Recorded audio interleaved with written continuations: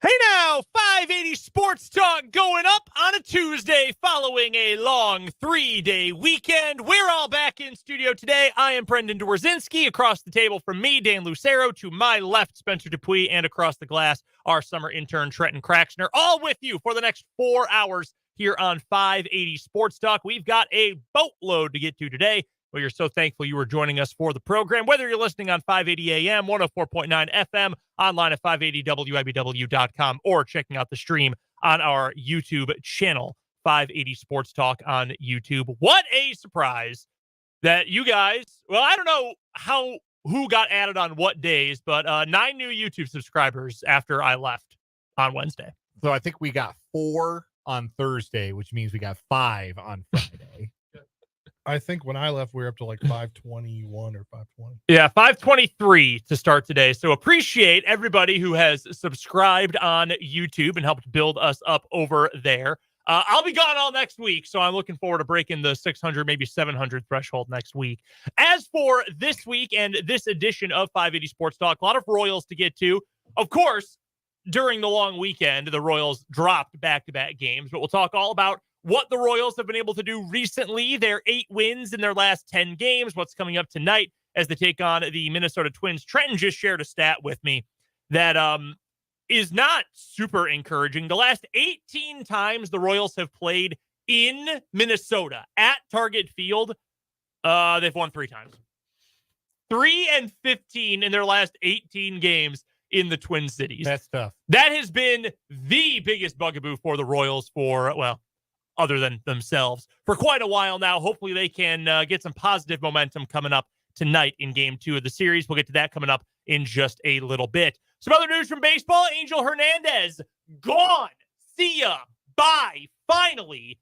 And now the nation can turn its eyes to CB Buckner. But Angel Hernandez is out. We will talk about the state of MLB umpiring a little bit later. Plus, we had a long weekend. I've been gone for quite a while, so we will recap the extended break with the good, the bad, and the ugly. Also, plenty of Chiefs and NFL to get to today. Bill Barnwell at ESPN came up with a superlative for each team in the AFC. We'll tell you what his is for the Kansas City Chiefs.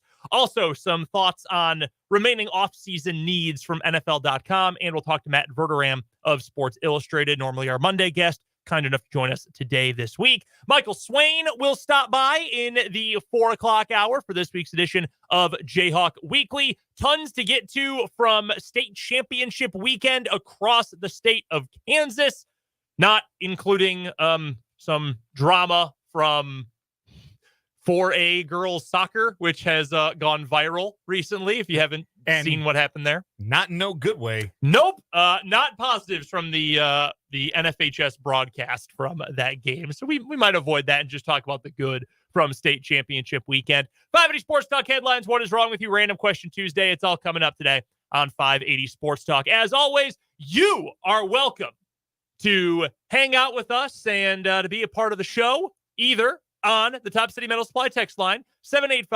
785-272-9429, or on 580 Sports Talk on YouTube. Just go to youtube.com, search 580 Sports Talk. You can watch along with the video stream. You can leave us a comment in the comment section, and you can also subscribe to the channel. That's the easiest way to find all of our regular video programming. We'll probably get to this in the good, the bad, and the ugly coming up a little bit later, but Barbara on YouTube mentioning K-State made it to the dance this year. They are going to be in a regional for the first time since, remind me if I'm correct, 2013. 2013, that's what I thought, the 12-13 season. KU does not make it in. Not really surprised. Much better year for KU, but still some work to be done with the peripherals. They did, however, show the Kansas Jayhawks logo on screen when they showed the Wildcats on the selection show. It keeps happening. It does. And it's not like... And I will it's be happened blunt. on Fox. It's happened on ESPN. It's happened on CBS. Like, everybody makes the mistake. I will be very blunt with you. It is very funny. Yeah, every time. It's funny every single time. Every time it's a little funny. Yeah, it is. It is. I think my favorite was the time that they put the K-State the Power Cat logo up, and behind it they had Rock Chalk. Yes. God. God. That was Fox, I think. That was a Fox mistake. It was. That was extremely funny. Extremely funny. So we'll get to a whole bunch on the show today here on 580 Sports Talk, plus your text, plus your YouTube comments. But we start with the Kansas City Royals, who before we even get to yesterday's game and the loss to Minnesota, fun end to the game, not a fun result, though. Entering the game, the Royals had won 8 of their previous 9. 8 straight and then 1 loss. And despite doing that, they lost a game in the division race because Cleveland just can't stop winning. They are the hottest team in baseball. The Royals right behind them as the second hottest team over the last 2 weeks. It is incredibly infuriating. But the Royals have been playing very well. Not the finest game from Kansas City yesterday. It was a very Jordan Lyles-like outing from Alec Marsh. Gave up 5 runs, but they still let him go 7 innings. Did you come up with that independently of me, or did you see my tweet yesterday? No, I came up with that independently and then later saw your tweet afterwards. It was such a Jordan Lyles outing. Like 2 of the worst pitches you've ever seen in your life getting hit for monstrous home runs by guys who don't typically hit a lot of home runs. Jose Miranda and Trevor Larnach. It was only Larnach's 4th of the year from the leadoff spot, and Miranda's their 9-hole hitter. And those were tanks. And they have to be to go to the part of the ballpark where they went out at Target Field yesterday. Outside of that, though, it was a pretty good outing, which I know is like saying, other than that, Miss Lincoln, how did you like the play? But he was able to be pretty pitch efficient. He just had a momentary lapse in command there in the 5th inning that really cost him. And in the end, it turned out it cost the Royals. It is kind of funny to see his final line, 5 hits, 7 strikeouts, which usually leads to a lot of pitches, walked a couple of batters, the 5 runs on the 2 home runs. Still only 103 pitches in 7 innings. That's very pitch efficient for modern Major League Baseball. You'll live with an outing like that once in a while from Alec Marsh. If he's not pitching, if he's not throwing his best stuff, at least save the bullpen. That's what you're looking for to your 5 guy, and he did that. Yeah, sometimes your 5th starter is going to give up a couple of home runs and have that happen. It's been really rare to see that from any of the places in the Royals starting rotation to date, but he gives up the 5 runs, and you're going up against maybe the Royal killer of Royal killers in Major League Baseball right now, and Joe Ryan, who has just utterly dominated Kansas City every time he faces them. When the Royals scored a run off of him, I thought maybe they were going to try and get that ball and send it to at least the Royals Hall of Fame to commemorate the occasion of scoring a run off of Joe Ryan, who's a very good pitcher. Like, don't get me wrong. It's not like the Royals are elevating some guy who's normally a bum. Like, Joe Ryan's a good, above average Major League starting pitcher. It's just that against the Royals, he looks like the greatest pitcher in the history of baseball. And that was always going to be kind of a tough draw. You're going up against Joe Ryan, and you've got your 5 starter on the mound. Marsh gave up the 2 long balls, and normally that would have been that. But the Royals put together quite a 9th inning rally and gave themselves an opportunity to tie the game or take the lead. Didn't love a first pitch ground out there from Bobby Witt Jr., even though I thought the strategy of hit the ball as softly as you can on the infield was a sound one, and seemed to be working throughout the inning. But the fact that they put that inning together at all just kind of goes to show you where this team's head is at right now, that they're not willing to concede defeat at any point. A lot of times, especially losing teams, you get behind 5-0 in the middle frames, 6-1 going into the late frames. Those are some at-bats that are absolutely given away. It's like, all right, let's be done with this. Let's get back to the clubhouse. Let's get back to the hotel. Not our day. You can tell the Royals don't feel that way. That's not the attitude that the Kansas City Royals are carrying right now, that it's not their day. They believed in their ability to come back, and they put together some good at-bats. Hunter Renfroe had a big swing of the bat. They got a couple of dink infield hits that were nice and gave themselves an opportunity against one of the best closers in the game in Joan Duran there in the 9th inning. So that was encouraging, even if the game ultimately resulted in a loss. I thought the way the 9th inning unfolded kind of said a lot about where this team is mentally. Yeah, and I think Contreras said that last night or yesterday in his post-game presser. He said along the lines of the fact that the guys were able to, come back, start a comeback, show some life when they felt like they were kind of dominated most of the game.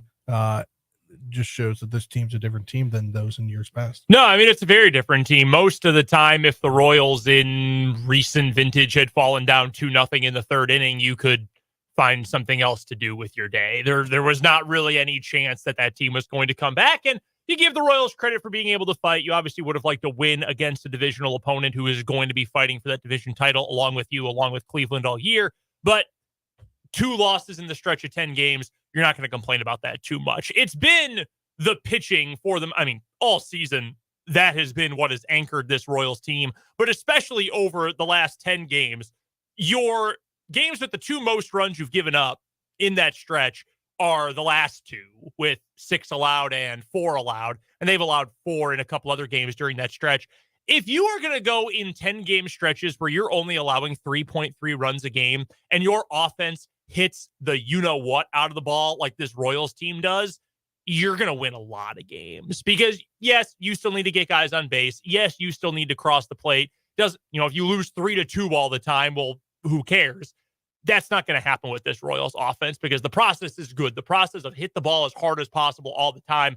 More often than not, that does pan out. So you're in a spot where you're the Royals where you're getting really good outings, generally speaking. The bullpen has been better and I think generally improving, even though it could still use a little help long term. If you're getting pitching that good, you're going to win a lot of games. Maybe not 80% of your games all year long, but you're going to win a bunch of games. That's what we've seen from the Royals recently. And you don't need the offense to be great. You can live with some of the holes in the offense, which, and we'll get to this a little bit more detailed in a moment, you might have one more of those now that Michael Massey's not around. So if you can keep getting good outings like this, and hopefully we'll see another one from Cole Reagans tonight, you're going to be in every game you play.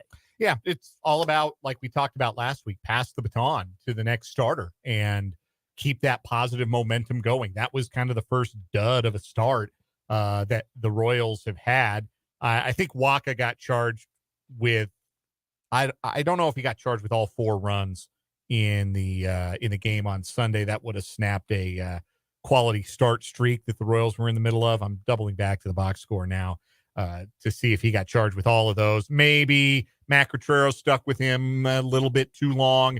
I think you'd rather, especially with the way that this bullpen has struggled and the fact that it's not a strength of this group to go and get strikeouts. I think you want to hand clean innings to these guys as much as you possibly can. He was only charged with 2. Okay, he only got charged with 2. Or was that earned or was that total? 2 earned. 2 earned? Total? Total 2. Total 2? Okay. Schreiber got 2 as well. Yeah, that's right. It was Schreiber that gave up the hit in front of Lau with the 3-run pinch triple off the bench. But the quality starts have continued ticking, and they had a run there where they scored 7 or more runs in 6 consecutive ball games. And that wins you a lot of games when you score 7 or more runs. Yeah, it took 11 innings to get to 7 on Saturday there in Tampa Bay, but goes to show you that they are getting a little bit more production from all parts of their batting order. It's been a better last week for Nelson Velasquez, who was the big hero offensively on Saturday. Hunter Renfroe started to come around a little bit and deliver some more offense than he has. That's all positive. You mentioned the Massey injury, though, and that is a bummer because he was really starting to stake his claim to that 5-hole spot in the Royals order. And now you're going to need that kind of production from Nick Lofton, who's in the lineup tonight, by the way. Lofton's going to get his first start since getting called up. He's going to play second base and bat 6th. That's hard to replace directly what Massey had given in the last week and change before he got hurt. But Lofton had swung a pretty good bat early in the season before he got sent down for Massey. And I think he's a player that can contribute offensively. It wasn't a big sample size, but he was 8 of 31 at the plate and it had drawn 5 walks to 5 strikeouts in 37 plate appearances. So I think there's some ability there to get on base and make some hard contact. And I'm interested to see what Lofton could do with a run of games. I don't know that he's going to get it because quiet as it's kept, Garrett Hampson has been on fire. He's got his average up over 300. And Adam Frazier has started to deliver a little bit. So the guys who are the drags on the offense are starting to kind of find their level a little bit. Maybe that's an exaggeration. Garrett Hampson's not a 311 hitter. He's not going to do that all year. But you know what I mean. The guys at the bottom who were really poor, right, starting to come back to the mean. Starting to come back to, there's a little bit of positive regression happening with those guys, and that has been a real spark offensively for Kansas City. And the Nick Lofton thing I'm excited about. I'm interested to see if he can keep it going from what we saw earlier this year. I remember when he got sent down for Michael Massey, it was not a huge surprise. There's some redundancy in their positions there, but he's been okay. He's hitting the ball fairly well. He's not a black hole. No, he's slugging .521 in Omaha in 110 plate appearances. So there's the potential for a little bit of thump, not a ton of over the fence power I wouldn't anticipate, but some doubles power and the possibility to sock 1 or 2 over the fence. I'd like to see him get a run of games. I would like to see what it looks like for him kind of know what it looks like for Garrett Hampson and Adam Frazier. I think there's the possibility that Lofton's offensive ceiling could be higher than either of those guys. So the flip side of it too is Hampson has swung it well, and you want to ride that hot hand while you can. You just have to be smart about knowing when the hot hand is no longer the hot hand. Well, and there's the interesting spot the Royals have found themselves in. I think most people would tell you the Royals are ahead of schedule this year. I would say that, certainly, that they're ahead of schedule. So you sort of have this balancing act now, and we've talked about this before, where when do you stop gambling on the upside, right? Like, you know what Adam Frazier is. You know what some of these what a Garrett Hampson is. You know what these veteran players are. They've been in the league long enough. When do you say, what's the point of equilibrium where you can say, all right, we can run any of these three guys out there? At what point do you say the upside of playing Nick Lofton is more valuable than playing established Garrett Hampson or established Adam Frazier? And I don't know exactly what that answer is. We're going to have to see a couple of games of Nick Lofton to know exactly what that is.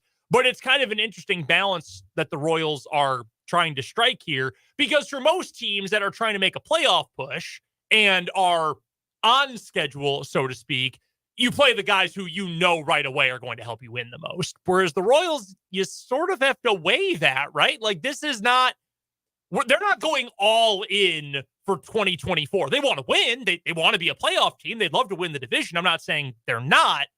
But this is a longer-term build. This is not, and I'm trying to think of a good baseball example for this year. Really, the first example from any sport that comes to mind is like the Phoenix Suns, where they clearly said it's going to happen in 24, or it's probably not going to happen because all our dudes are old and we have no bench. Like, we have to play everybody who can make an impact right now. We got rid of all our draft picks because we're not going to play any of these drafted guys. Like, that sort of team, you play someone who's established. And I know it's not perfectly apples to apples, at least red apples to red apples. But the Royals are in a place where they can kind of balance it out. But you're exactly right.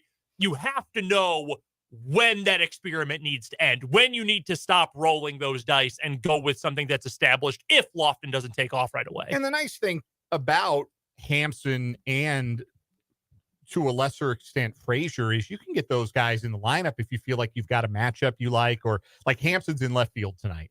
They're going lefty heavy, or righty heavy, I should say, against the Twins right-hander Simeon Woods Richardson, because righties have hit him, I think, like 100 points better than left-handers have. He's got a reverse platoon split. So no Melendez in the lineup tonight. They're going to give Hampson a go in left field while also getting Massey in the lineup. You can do that. You can move Hampson around. You want to keep him in the lineup, he can play center field. He can play left field. He can play shortstop. You're not going to get Bobby Witt Jr. a day off unless you absolutely have to, but you can be flexible with him. You can be flexible. We've seen Frazier play a little first base, a little third base, a little right field. You can keep those guys in the lineup, keep trying to find them a rhythm without blocking a guy in Lofton who's got some positional flexibility himself. So Matt Quatrero has the opportunity to be creative and try and get his best 9 hitters on a given day back in the lineup. That lineup today does include one left-hander of note. Kyle Isbell's back in the lineup after he missed the last 2 games after swinging at a pitch to hit him in the face, which really doesn't do justice to what happened there. I don't know if you guys were watching when that happened, but he swung at a pitch to hit him in the face. He was pot committed on an up and in fastball, and it just kept running up on him, and he foul tipped it into his face. Thankfully, no real damage done, and Isbell is back in the lineup in center field. And I feel like anything I say about Kyle Isbell, you've heard already 100 times. He is not a great hitter. I think he's an outstanding defensive center fielder, and I'm willing to make that trade-off a lot of the time. Thrilled to make that trade-off. Yeah, it looks nasty. It is a fracture, is it not? Something is fractured? I think if something was fractured, it would have been on the injured list. I got to pull up this quote from... That ball hit squarely at the top of the nose. I got to pull up this quote from Quatrero. Yeah, the way I understand it, the bone just got cracked a little bit, but nothing that requires surgery or anything. I don't think there's even a need to wear anything like a protective shield. It's almost like getting punched in the face when there's swelling or a black eye. You've got to get it down. So that was Quatrero on Kyle Isbell. That sounds unpleasant, but if it's not enough that it's going to, I mean, it's not like he has a great batting eye in the first place. So maybe he's not losing a whole lot by playing with some swelling in his nose. Who knows?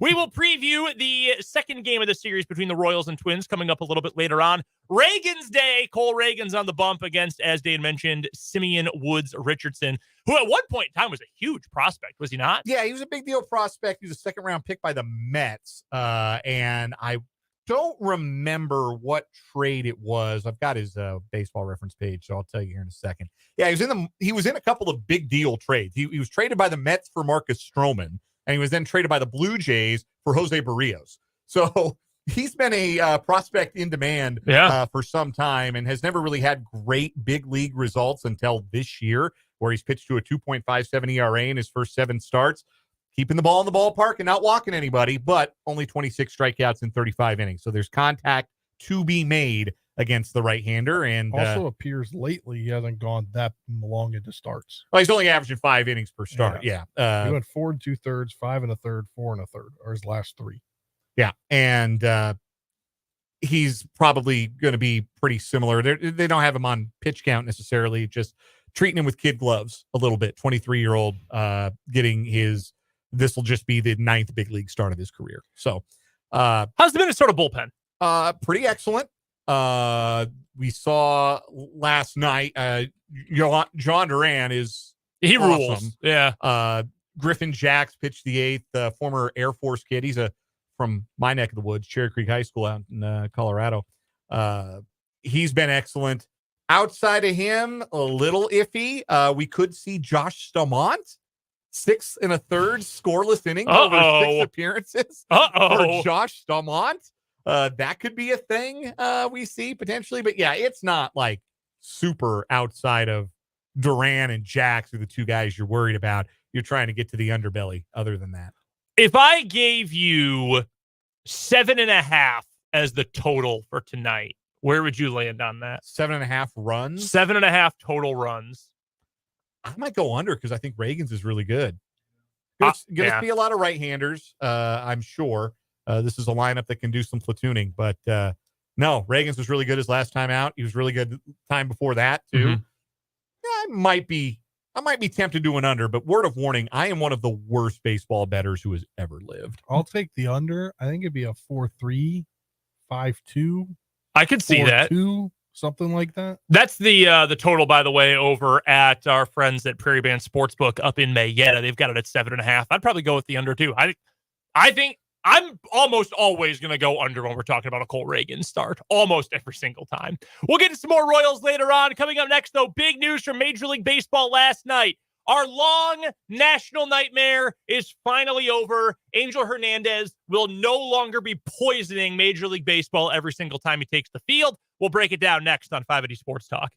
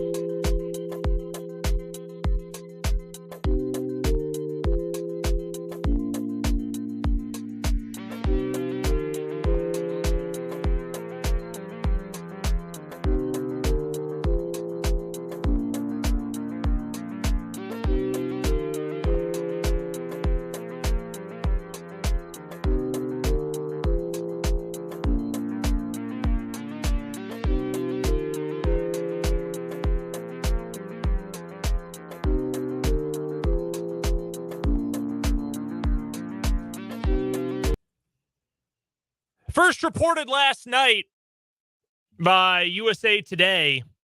Bob Nightingale. Bob Nightingale got this right. I was Thank gonna say, goodness. he finally got something right. It feels like he's always wrong. Always wrong. Angel Hernandez is retiring immediately from being an umpire in Major League Baseball. Now, there are some rumors out there. The rumor mill is turning that this was a little spin zone by Angel Hernandez's camp that he is retiring. And maybe MLB did him a solid for some reason by announcing that he is retiring because they were trying to fire him and come to a financial settlement. And eventually they just said, okay, take this money. We'll say you're retiring and you didn't get fired. I thought umpires couldn't get fired unless they did something outside of the game that was illegal. I thought I don't know. their association kind of thing. The union. Their Yeah. union. It's very they wouldn't powerful allow union. them. Yeah. They couldn't just get fired for bad calls. I'm not going to come out here and try to be like an 1890s union buster, but I don't know. Sometimes I think if it could get rid of the umpires union, maybe I would take that approach to life and society. Here is all I know about Angel Hernandez. Unlike many a ball strike, fair foul, safe out call in the games that he presided over for the last 20 years, Angel Hernandez will not be missed. No, he's genuinely made Major League Baseball worse by being employed by Major League Baseball. Genuinely made the sport worse. And it'd be one thing if he were the worst umpire. We all knew him as, oh, that's the guy who gets the worst grades, who misses the most calls, who he's actually not. Like, you go and look, he's certainly among the worst, closer to the bottom of the list than the top of the list, but he's not by definition the worst at calling balls and strikes. Like, there are other umpires, and people have done the research on this, that get a smaller percentage of them right than Angel Hernandez does. So it's not just, oh, he's the worst umpire and that's why he's gone. No, he's not just the worst umpire because he's bad at his job. He's the worst umpire because he seemed to revel in being bad at his job and seemed to be defiant in his ineptitude. Like, I can make a bad call, and what are you going to do about it? Nothing's going to happen to me.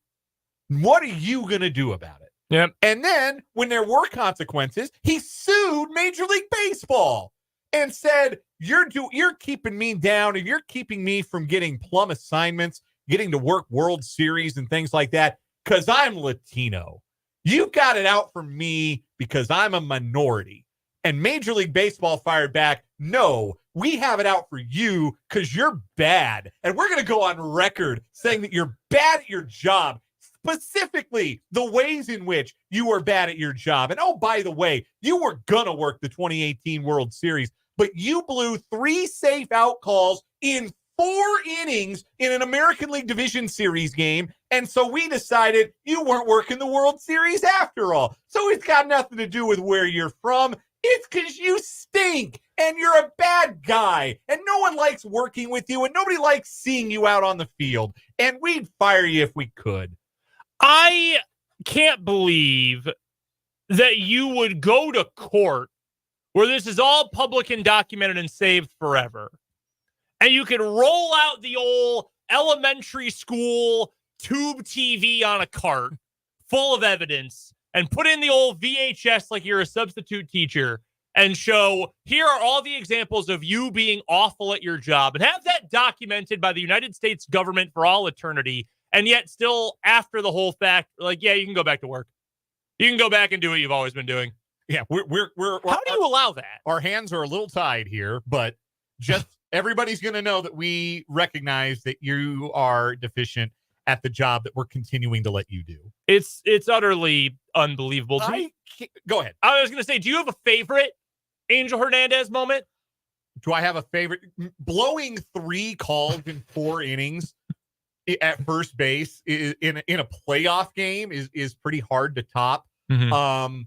I did enjoy when he stared down Mongo McMichael after after he's saying take me out to the ball game and said he was going to go have some speaks with that umpire after the game.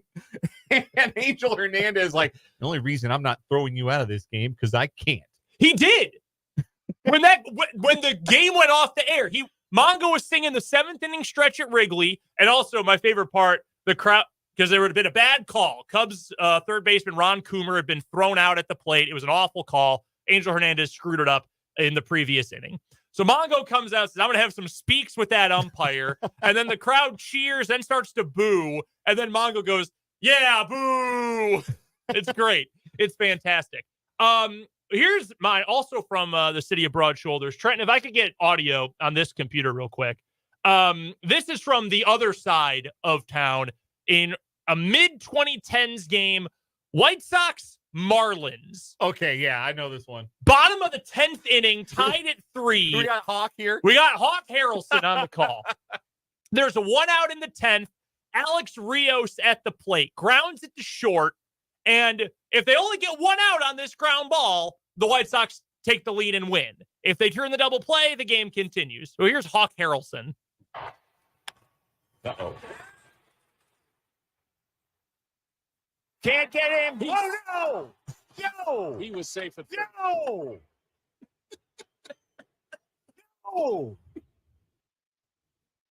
Well, Angel Hernandez blew the call, and the infield being back should have cost him the game. It didn't.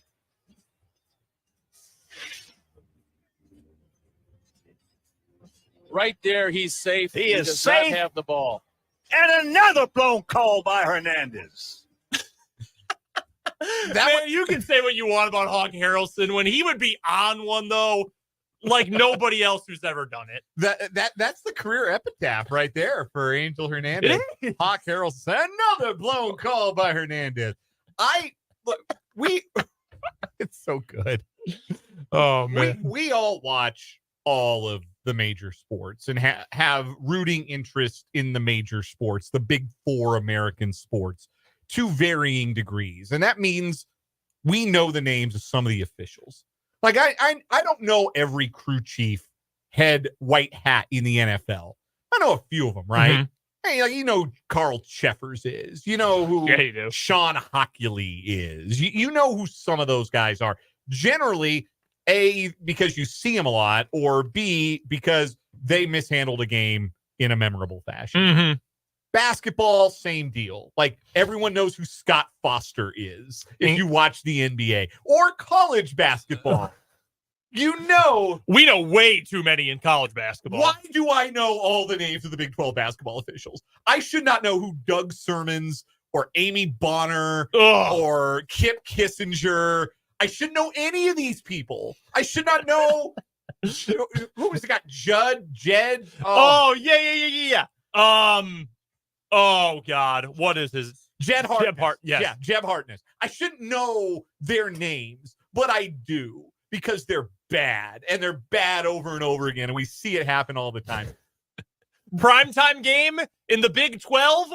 No officiating controversies with 2 minutes to go. It's Higgins time, friends. Yes, and in other leagues have that version of those officials as well. Even in baseball, even with Angel Hernandez hanging up the ball strike clicker deal or whatever it is that you hang up when you're done umpiring.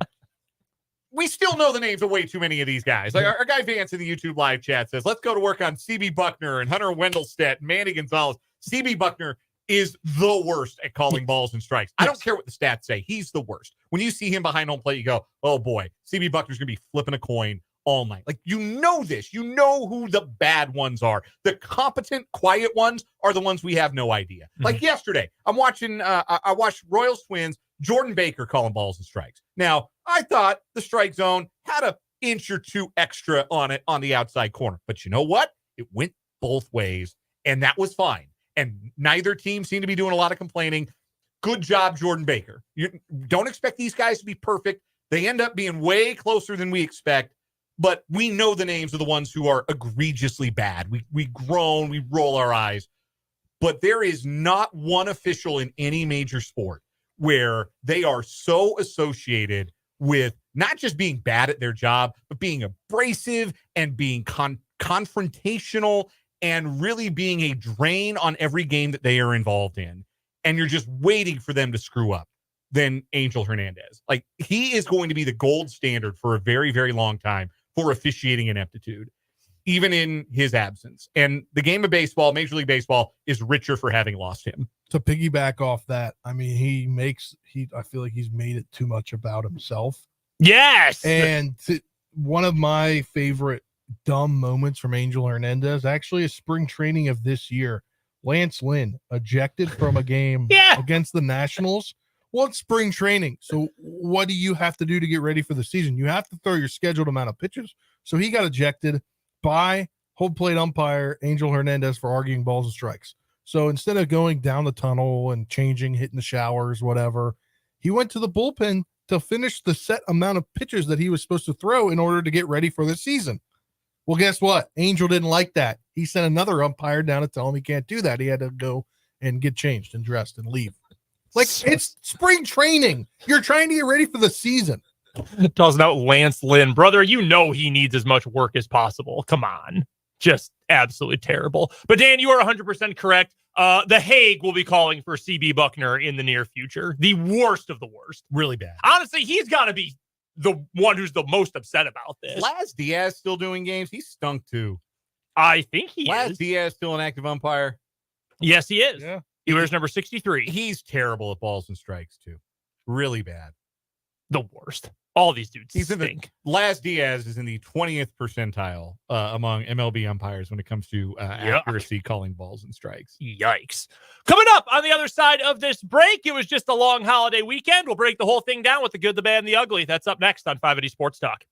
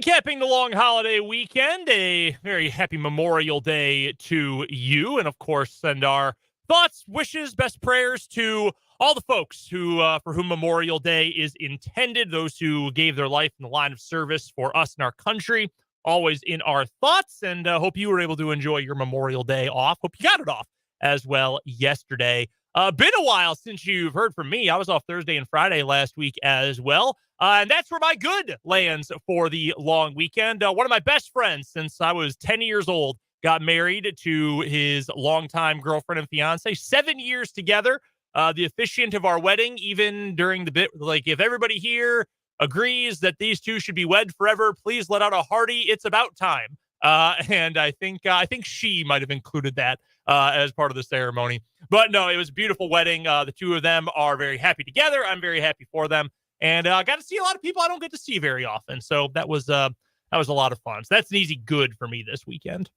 Good for me. I had a pretty long honey-do list for the weekend, but I got all checked off. Man, got the landscaping done. Got the pool's just about ready to rock and roll. Just kind of fine-tuning the chemicals for the pool that my wife won't be able to use because she's scheduled to give birth in a week, or supposed to give birth in a week. Nothing is scheduled. Just we have a due date and it's in a week.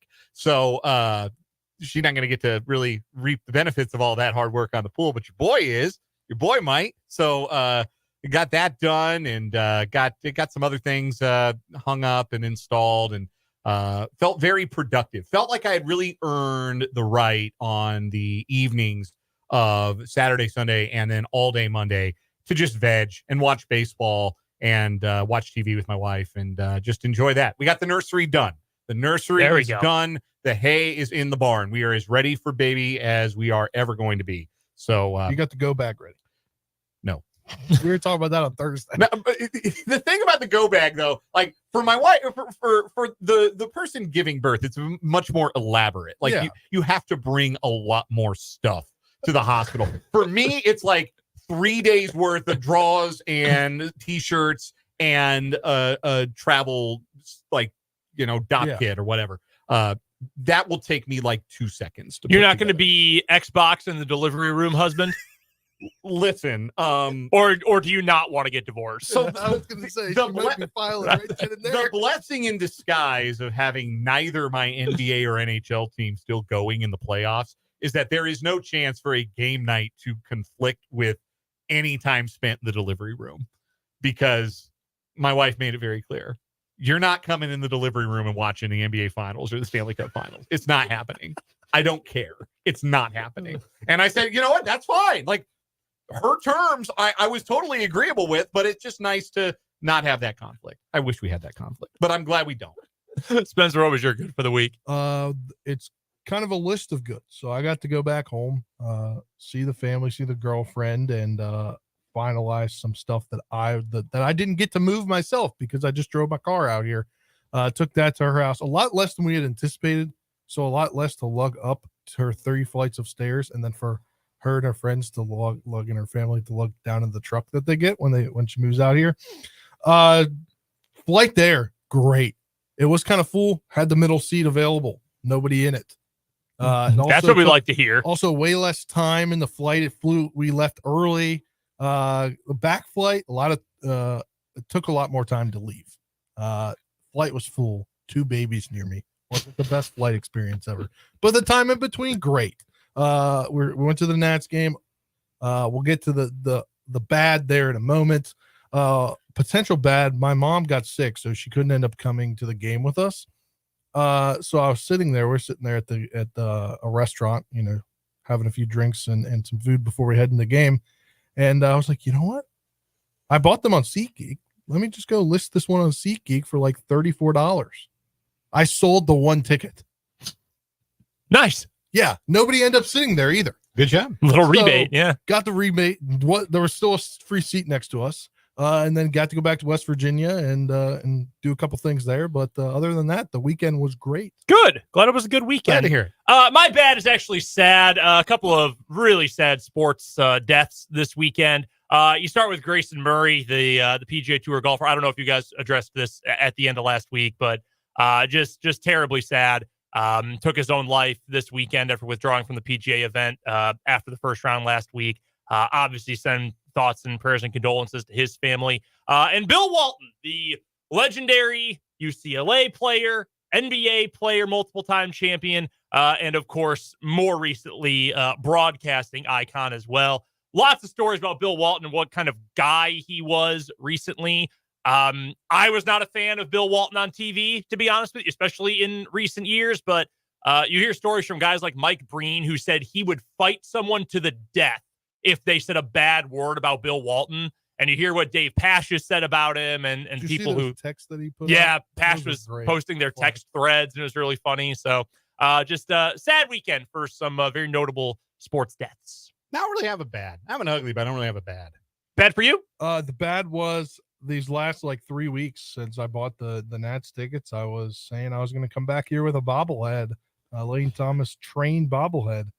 Well, fortunately, I must have been entrant number like 20,001 through 20,005 because they ran out before I got there. They ran out, and they only had them at the season ticket gate, and you had to show season tickets in order to get them. So I come back bobblehead list, even though I've been hyping it up for the last few weeks. I once went to a Cubs game. It was it was the World Series year. It was Chris Bryant bobblehead day, and you know how much I love Chris Bryant, even though he's not good anymore. Well, one, the bobblehead looked like Ichiro, and two, people were lined up at like 2 p.m. for a 7:00 first pitch. So I had to work. So I was not going to end up getting that bobblehead. Yeah, I think I would have gotten it had it not been a holiday weekend.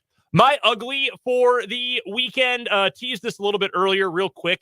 The video broadcast for the 4A girls state soccer championship. Yep, this is my ugly. I am not going to name names. You can very easily yourself find out who the gentleman was who did this, but there's a rule you learn as a young broadcaster.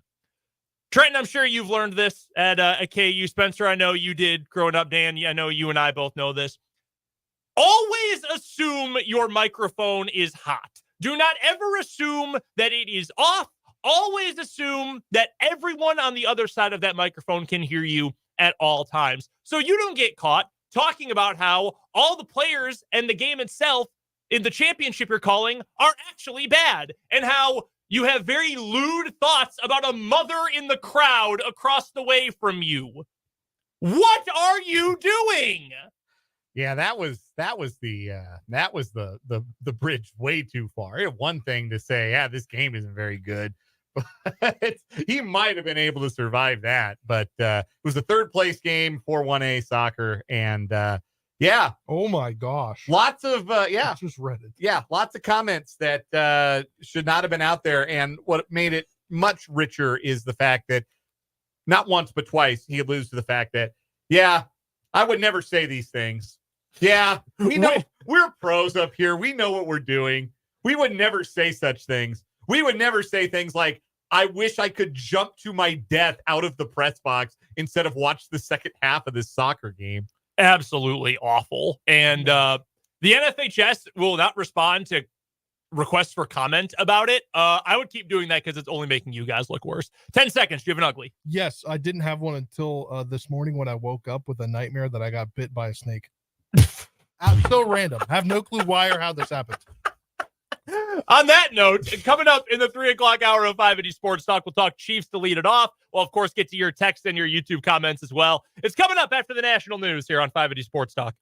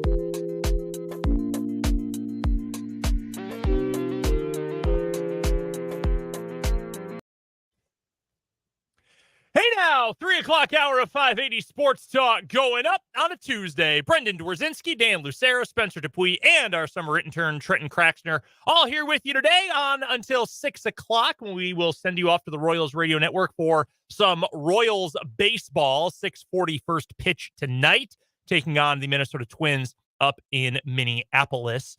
The first Royals home game 7:10 first pitch is coming up on Friday this week. It's been 6:40 all year, but it'll be the first 7:10 game of the year at Kauffman Stadium coming up on Friday this week. But that's a few days from right now.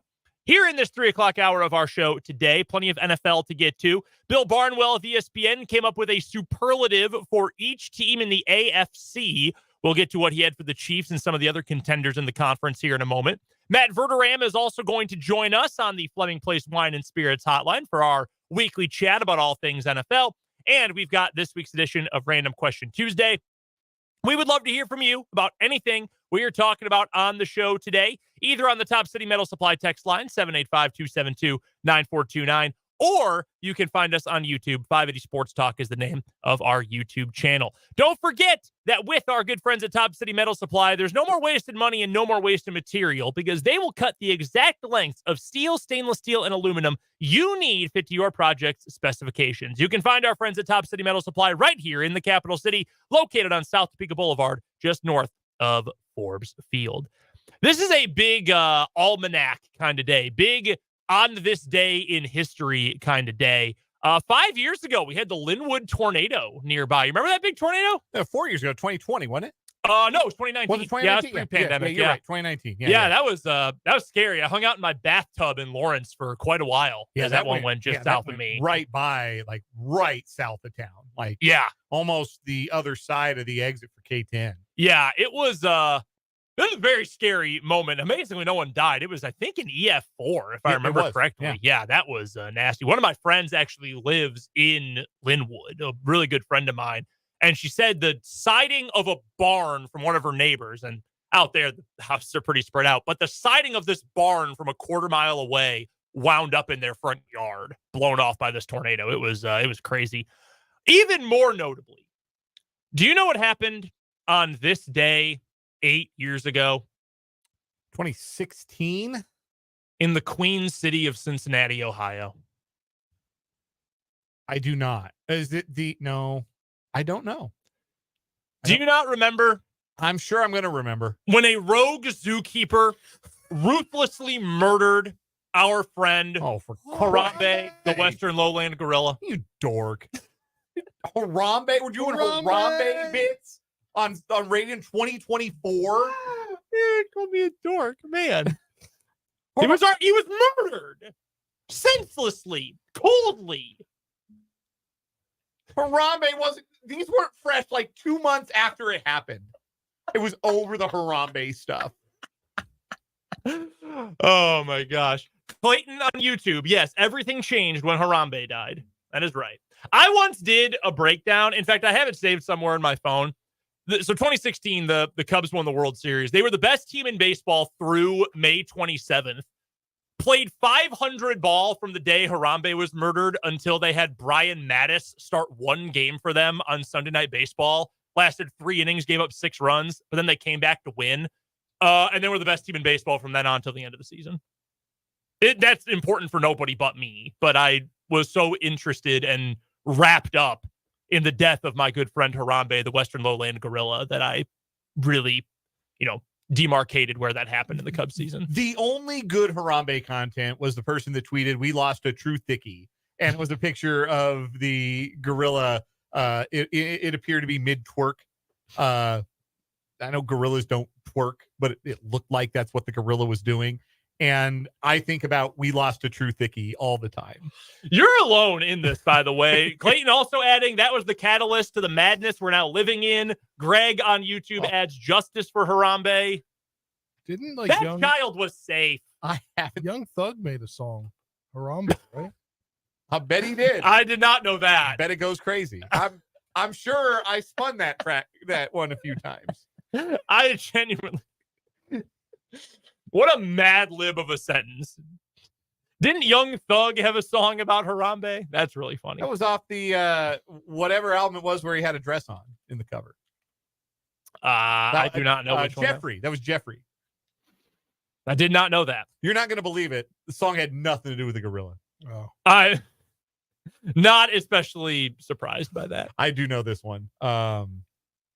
Yeah, there is literally not a single line of this song I can quote on the radio safely. That's fine. We can move on. I just thought it would be important to share our condolences on such a somber day. That is a good song. As I'm reading the lyrics, I ran that song a lot back in the summer 20 whatever it was. Would have been 16 probably. The fall 2016. Yep.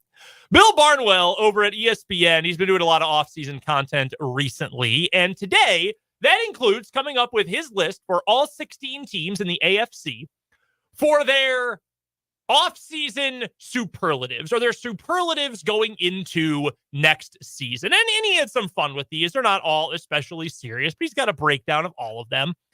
For the Kansas City Chiefs, the superlative. The team least likely to throw the shortest passes in football again in 2024. And I think that's a pretty accurate assumption. Here's what Bill Barnwell had to write about the Chiefs. Patrick Mahomes broke defensive coordinators and reinvented himself in the process after he showed up as the Chiefs starter in 2018 and lit the league up as the most devastating downfield passer of his generation. Defensive minds learned the only solution was to dare him to take easy completions and check down. After an uneven stretch of play in 2021, he adjusted his style. With Tyreek Hill traded to the Dolphins and various replacements the Chiefs acquired struggling to stay healthy or catch the ball, this led to an absurd shift in his style of play. After he averaged over 8.8 air yards per attempt in 2018, he averaged a league low 6.2 air yards per throw last season. Imagine if Steph Curry emerged as the NBA's best scorer in the paint, or Aaron Judge morphed into the league's best contact hitter. That's the sort of shift Mahomes has made to thrive. While the Chiefs have won back-to-back Super Bowls, they've thrived despite lacking an imposing deep threat. That should change this season. They moved on from the inconsistent MVS and upgraded with Marquise Brown. Hollywood Brown. They used a first-round pick on wideout Xavier Worthy, who, as we know, historically, famously, ran a 4.21 second 40-yard dash at the combine. He adds, even without Rashee Rice necessarily to start the season, they should have done a better job. They will have done a better job this year of stocking up with speed at wide receiver. While likely to not to turn back into their 2018 version, Mahomes has proved he doesn't need to be that player to thrive. And after getting virtually nothing from his wide receivers a year ago, the future Hall of Famer might be able to push for his third MVP if Brown and Worthy make an impact. Do you disagree with anything written there? I really don't. And I thought it was noteworthy when we heard from Patrick Mahomes directly after OTAs or during OTAs last week that he specifically mentioned bringing the deep ball back into the offense as, I don't remember his exact words, but he specifically brought it up as something that was important to him and something that was important to the team. It is pretty startling that the Chiefs have managed to make do on offense, not just make do, but win consecutive championships without doing the thing that made their offense so great in the first place, without being able to stretch the field really adequately. Like they have not had that guy. They have not had that player that you worry about them even taking the top off of the defense. If they can bring that threat back next year and create more space for Patrick Mahomes to work and for the Chiefs passing game to work and thrive, we've already seen Mahomes as a player grow over the course of time and grow as a player, grow as a passer, grow as somebody who understands taking what the defense gives him. If there's going to be more out there on the table for him to take, what could this look like? Because we've seen he doesn't need elite wide receivers. He's had an elite tight end, maybe the greatest of all time, but he hasn't needed elite wide receiver talent to thrive on offense. What if they've got elite tools back in terms of speed at the position to go along with what we've now seen that Mahomes can do? That there's no good answer What are teams going to take away if he starts lighting them up over the top again? That's terrifying if you're a defense. If there is somehow, like, the answer so far to that problem has been taking a more conservative offensive approach. What happens if you can thrive on that down to down with still having the deep play opportunities that you only had once or twice a game in the last 2 seasons? And if you've got a guy who's more dynamic with the ball in his hands like Hollywood Brown versus a Justin Watson, who is a fine weapon down the field, but I don't think of Justin Watson as a big yak guy. I sort of feel like I anecdotally remember every time he caught a deep ball, he sort of went down immediately. Like, I don't really remember any plays where he caught the ball and then ran for a ton of yardage right afterward. Hollywood Brown can do that. In fact, he's very good at doing something like that. When you've got just pure, raw, unadulterated speed like you see from Xavier Worthy that shows up both on tape and at the combine, you just get the ball in his hands and he's going to make something special happen when he's running full speed.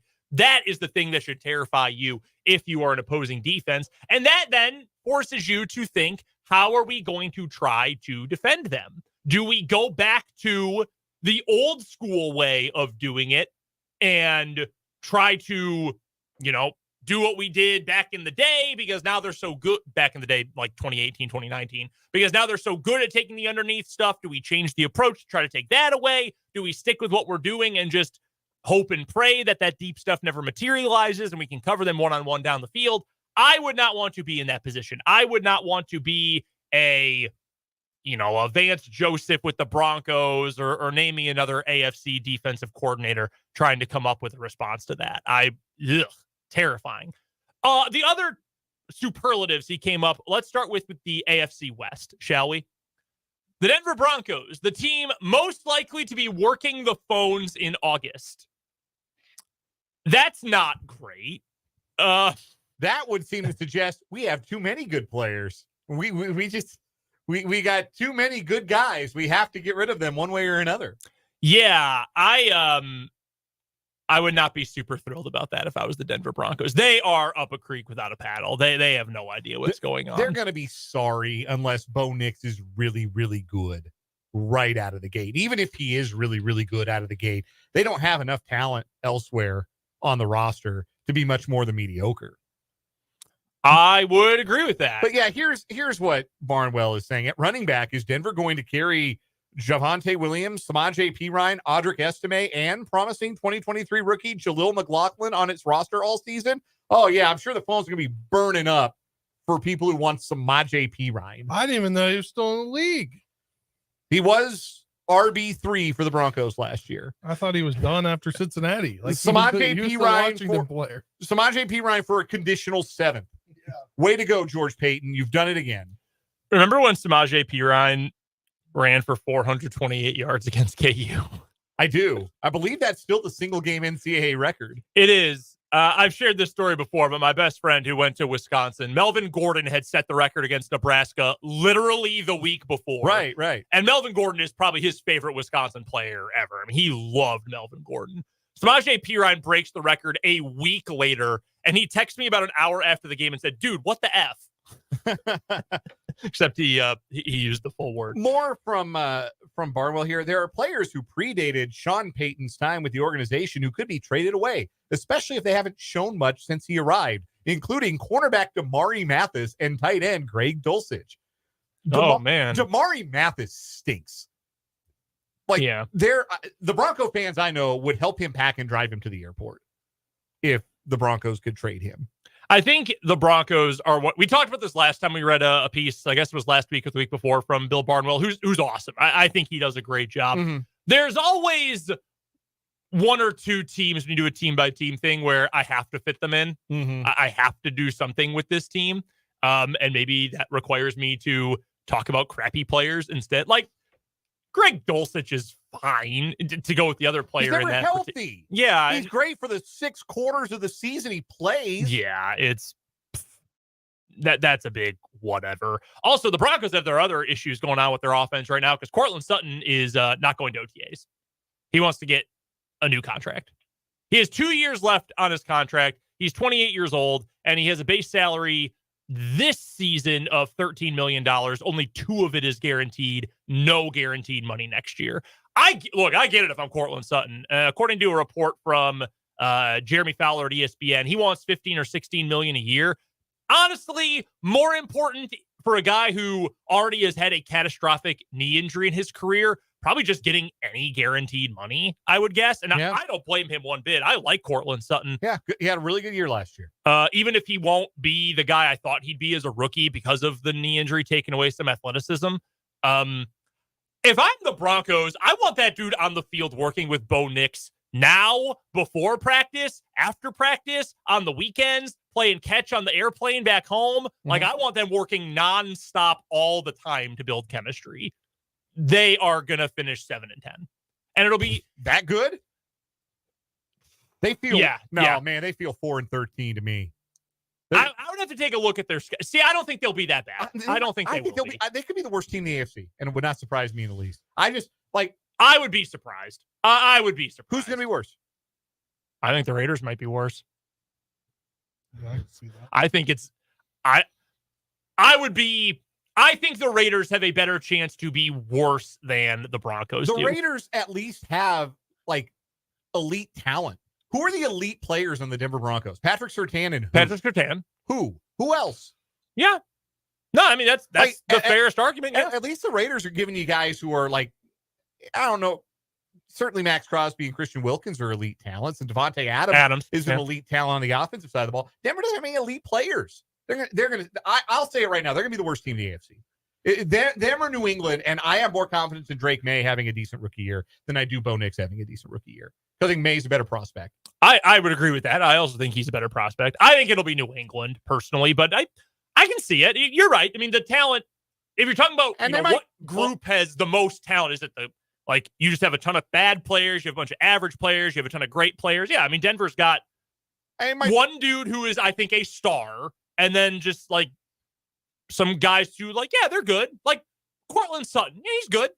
Yeah. Is Cortland Sutton changing your team? No. Cortland Sutton would be a great number 2. But if he's got to be your number 1, you've probably got problems. It might be them and New England both go about 4-13, 5-12. But I don't think the ceiling for Denver's any higher than 5 wins. Unless Knicks is way better than we thought. And, I'll eat my crow if I have to. But I got a lot of reason to doubt here. And the roster, I don't think, is very good. And I think that any credit you want to give, it's Sean Payton. I think that's overblown because I think he's an overrated head coach whose time has passed.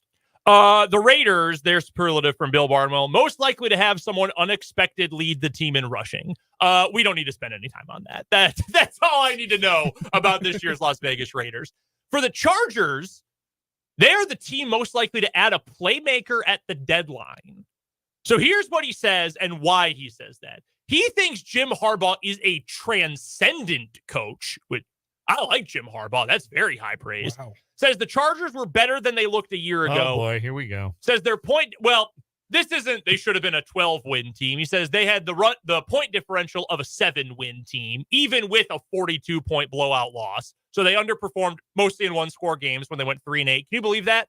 The Chargers were bad in one-score games. Yeah. Wow. Are you hearing this? Is this breaking news to anyone else? And then adds that the start of their season is very friendly outside of having to take on the Chiefs. So if things go well and the new system is working, maybe Jim Harbaugh goes out and tries to add someone. I don't know that I agree with it, but I sort of kind of see where the logic is coming from. Already people talking themselves to the Chargers. Other ones from other notable ones around the AFC for the Bills. Team most likely to have your friend who casually watches be shocked that their favorite player isn't on the team anymore. That's mean, but fair. Mean, but also very funny. The Jets, team least likely to turn to offensive linemen off the street for the second consecutive year. Okay, that's an improvement. They signed 14 dudes or traded for 14 dudes. For the Ravens, team most likely to trust in itself. Yeah. Other than the Chiefs, who else should? Yeah. If any team should have the belief in themselves, it's the Ravens. The Bengals, team least likely to have this year ruined by what ruined last year. Well, yeah, a freak alien wrist injury is probably not going to happen to their star quarterback again. I would almost certainly believe that. And then Houston, I'll get to this last one. Team most likely to petition the NFL to play with a second football. They did add That's pretty Stephon funny. Diggs, and he might be the third best wide receiver on that team. So yeah, that's a mouth that's got to get fed. Yeah, they went out and got Joe Mixon, and you're not trading a pick to then do nothing with him. Like, yeah, they should have a really good offense this year. And yeah, they're going to have to figure out how to make Stephon Diggs happy, and good luck with that. Coming up next, Random Question Tuesday. Then we'll talk to Matt Verderame later this hour, right back here on 580 Sports Talk.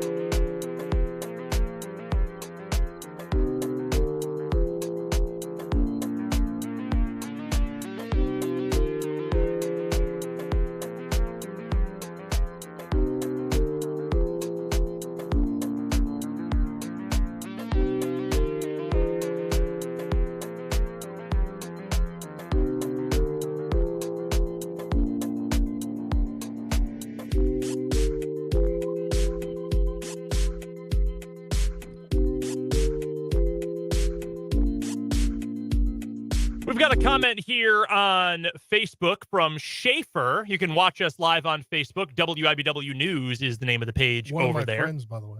Oh, well, shout out to Schaefer. Denver will get the job done this year. They'll lose to Pittsburgh, though. Fields on a mission. Schaefer, I appreciate you watching the show. Justin Fields is going to be on a heck of a mission to becoming a special assistant to the head coach at Ohio State by 2027. He's not good. Yeah, I don't know what kind of mission he's going to be on this season, but ain't none of them going to involve playing no quarterback. I can tell you that. It's going to be with a clipboard in his hand. He might return some kicks. He got a better chance of returning some kicks in that game than he does playing quarterback. That's the Russell Wilson revenge game right there. My random question is actually posed to me from Clayton on YouTube. I got reminded of a segment from last week. BD, how fast can you run the 100, and will Spencer and Dan line up for a race? So let me explain this. Yes, we please did do. on I Friday. saw some text, so I was going to We did on Friday a little Ask Me Anything, Feel Good Friday type segment at the end of the week. You guys had both left me and Trent to our own devices on Friday. And we had a texter ask how fast I could run the 100-yard dash in. And my response was not very. Even at my most athletic, I was never particularly fleet of foot. I was probably going to, at my very fastest, struggle to get that within like 13, 14 seconds. So God only knows what it would look like now. But the question then was, what do you think Brendan would run it in? And then could I beat Spencer in a race? And I had two answers to that question. Number one, I don't know. Brendan, I think, is a little more committed to being fit than me. I think you might get me in 100, Brendan. I'm smoking your ass, Spencer. It's not even going to be close.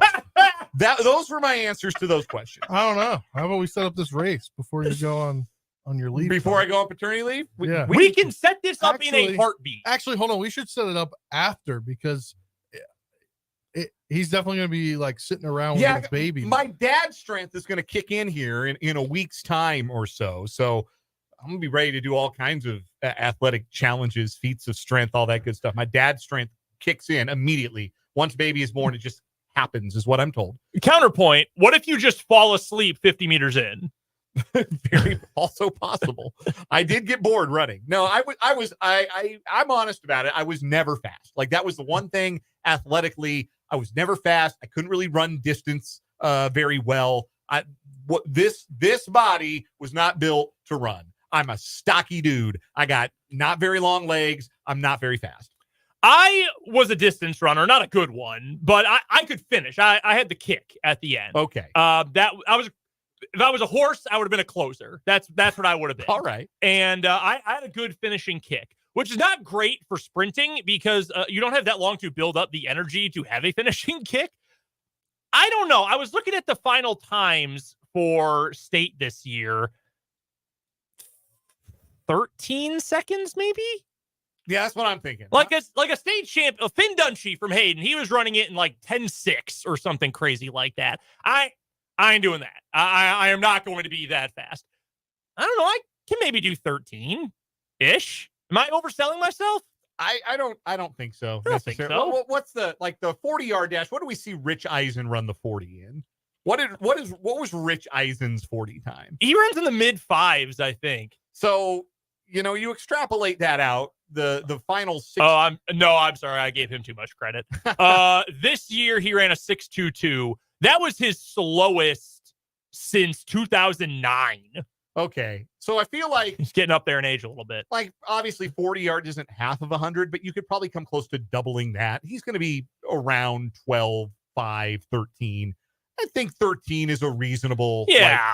I would like to think I could get it under 14 for sure, but I don't know. Give me a chance to stretch. Go run it right now. Rich Eisen is allegedly 6 feet tall. I've got longer strides than him. You do. I think that's a big advantage for you in any like track running related event. I joked on Friday that we have long suggested a 580 Sports Talk Combine. Yes. And maybe this is the summer we actually go and do it. Clayton said here in follow-up to his question, this is amazing. You guys should definitely go live. We've got the YouTube. We've got the Facebook. We got all these things. We've been telling people to subscribe for years now. This is what the people want to see. They want to see us working out and sweating and dying 3 events in. A texter from the 913 on the Top City Mail Supply text line refers to that as Mission Impossible. And also from the 785, y'all ain't running no 13-second 100. Need some proof.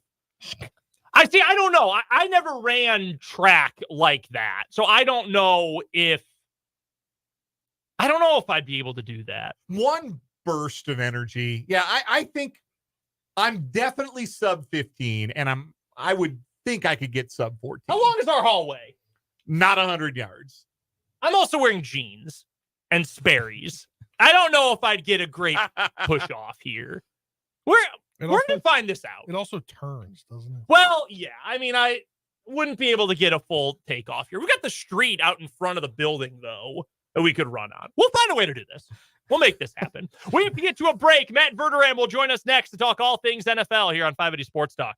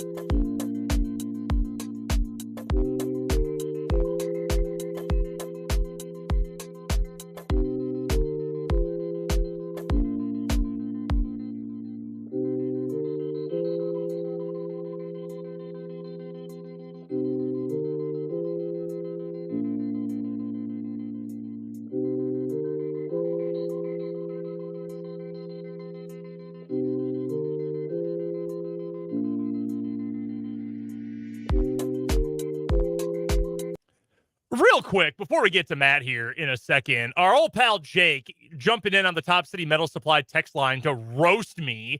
I don't know, is 13 that fast for 100? I don't know. I never ran track. I don't think you're going sub 13. No, I wouldn't think so either, but I don't know. We're bringing in Matt Verderame. He covers the NFL for Sports Illustrated and SI.com. He's also the host of the Matt Verderame Show on Patreon, as well as that football show over at the KC Sports Network. Usually joins us on Mondays, but is kind enough to join us on Tuesday this week due to the holiday. Matt, did you ever run track? Were you ever a sprinter or a distance runner in your athletic career? No, God, no. I'm 6'2", 230 pounds. I played hockey. I played baseball. I played some soccer when I was younger. When I was real young, I played football. No, distance running was not. My wife runs half marathons for fun. I will drive a half marathon, but that's about as far as it's going. When I was in high school, I was a cross country runner for a bit, and for a few years pre-pandemic, before life felt so meaningless, I used to run a few miles a day. I would never call it fun though. Like I never felt the runner's high. I felt guilty for being lazy. So for her to actually enjoy it is incredible, frankly. I don't get it. I support her, but not that she needs it. But I don't like. I started playing pickleball, and now I play it about 5 days a week for, 2 to 3 hours a day. And I did it because I started to run, and I hated running so much that I was like, I will do anything but this to move my body on a routine basis. And so fell into pickleball and was like, you know what, this is good. This works. I can't, the furthest thing I've ever run in my life is like a touch over 2 miles. There's no, maybe I could get myself to run 5K. That's as far as it's going. We're talking to Matt Verderame from Sports Illustrated and SI.com, joining us here on 580 Sports Talk. Again, usually joins us Monday afternoons, but due to the holiday, was kind enough to join us today instead. Matt, some news that broke, I don't remember if it was yesterday or it actually came out this morning, about the NFL maybe proposing the idea of scrapping the current setup of OTAs and instead just having a really long training camp instead. How is that being received in NFL circles? Not great. I'm not going to sit here and act like I've talked to 50 people about it, but I could tell you, just from talking to people over the years about this, I can tell you it's not great, because a lot of guys in the NFL, whether you're talking about front office, coaching staffs, they take their vacation. They spend their time with their families, a lot of it in late May, but specifically back half of June, first half of July. You know, OTAs are done, minicamp's done, camp hasn't started yet in summer. Kids get out of school, that's when they go on vacation. That's when they unwind. And you know, I read the tweet and the report from Tom Pelissero over at NFL Network, and he put in the tweet late June or early July for camp. I mean, I guess I'll just be the one to say this. Who in God's name in today's day and age needs 2 months of training camp? Who needs this? Who is they're used to, the reason training camp exists is because way back when, 50s, 60s, 70s, guys had real jobs and then showed up and played football. And so half of these guys were hilariously out of shape and had to work themselves into shape throughout the summer.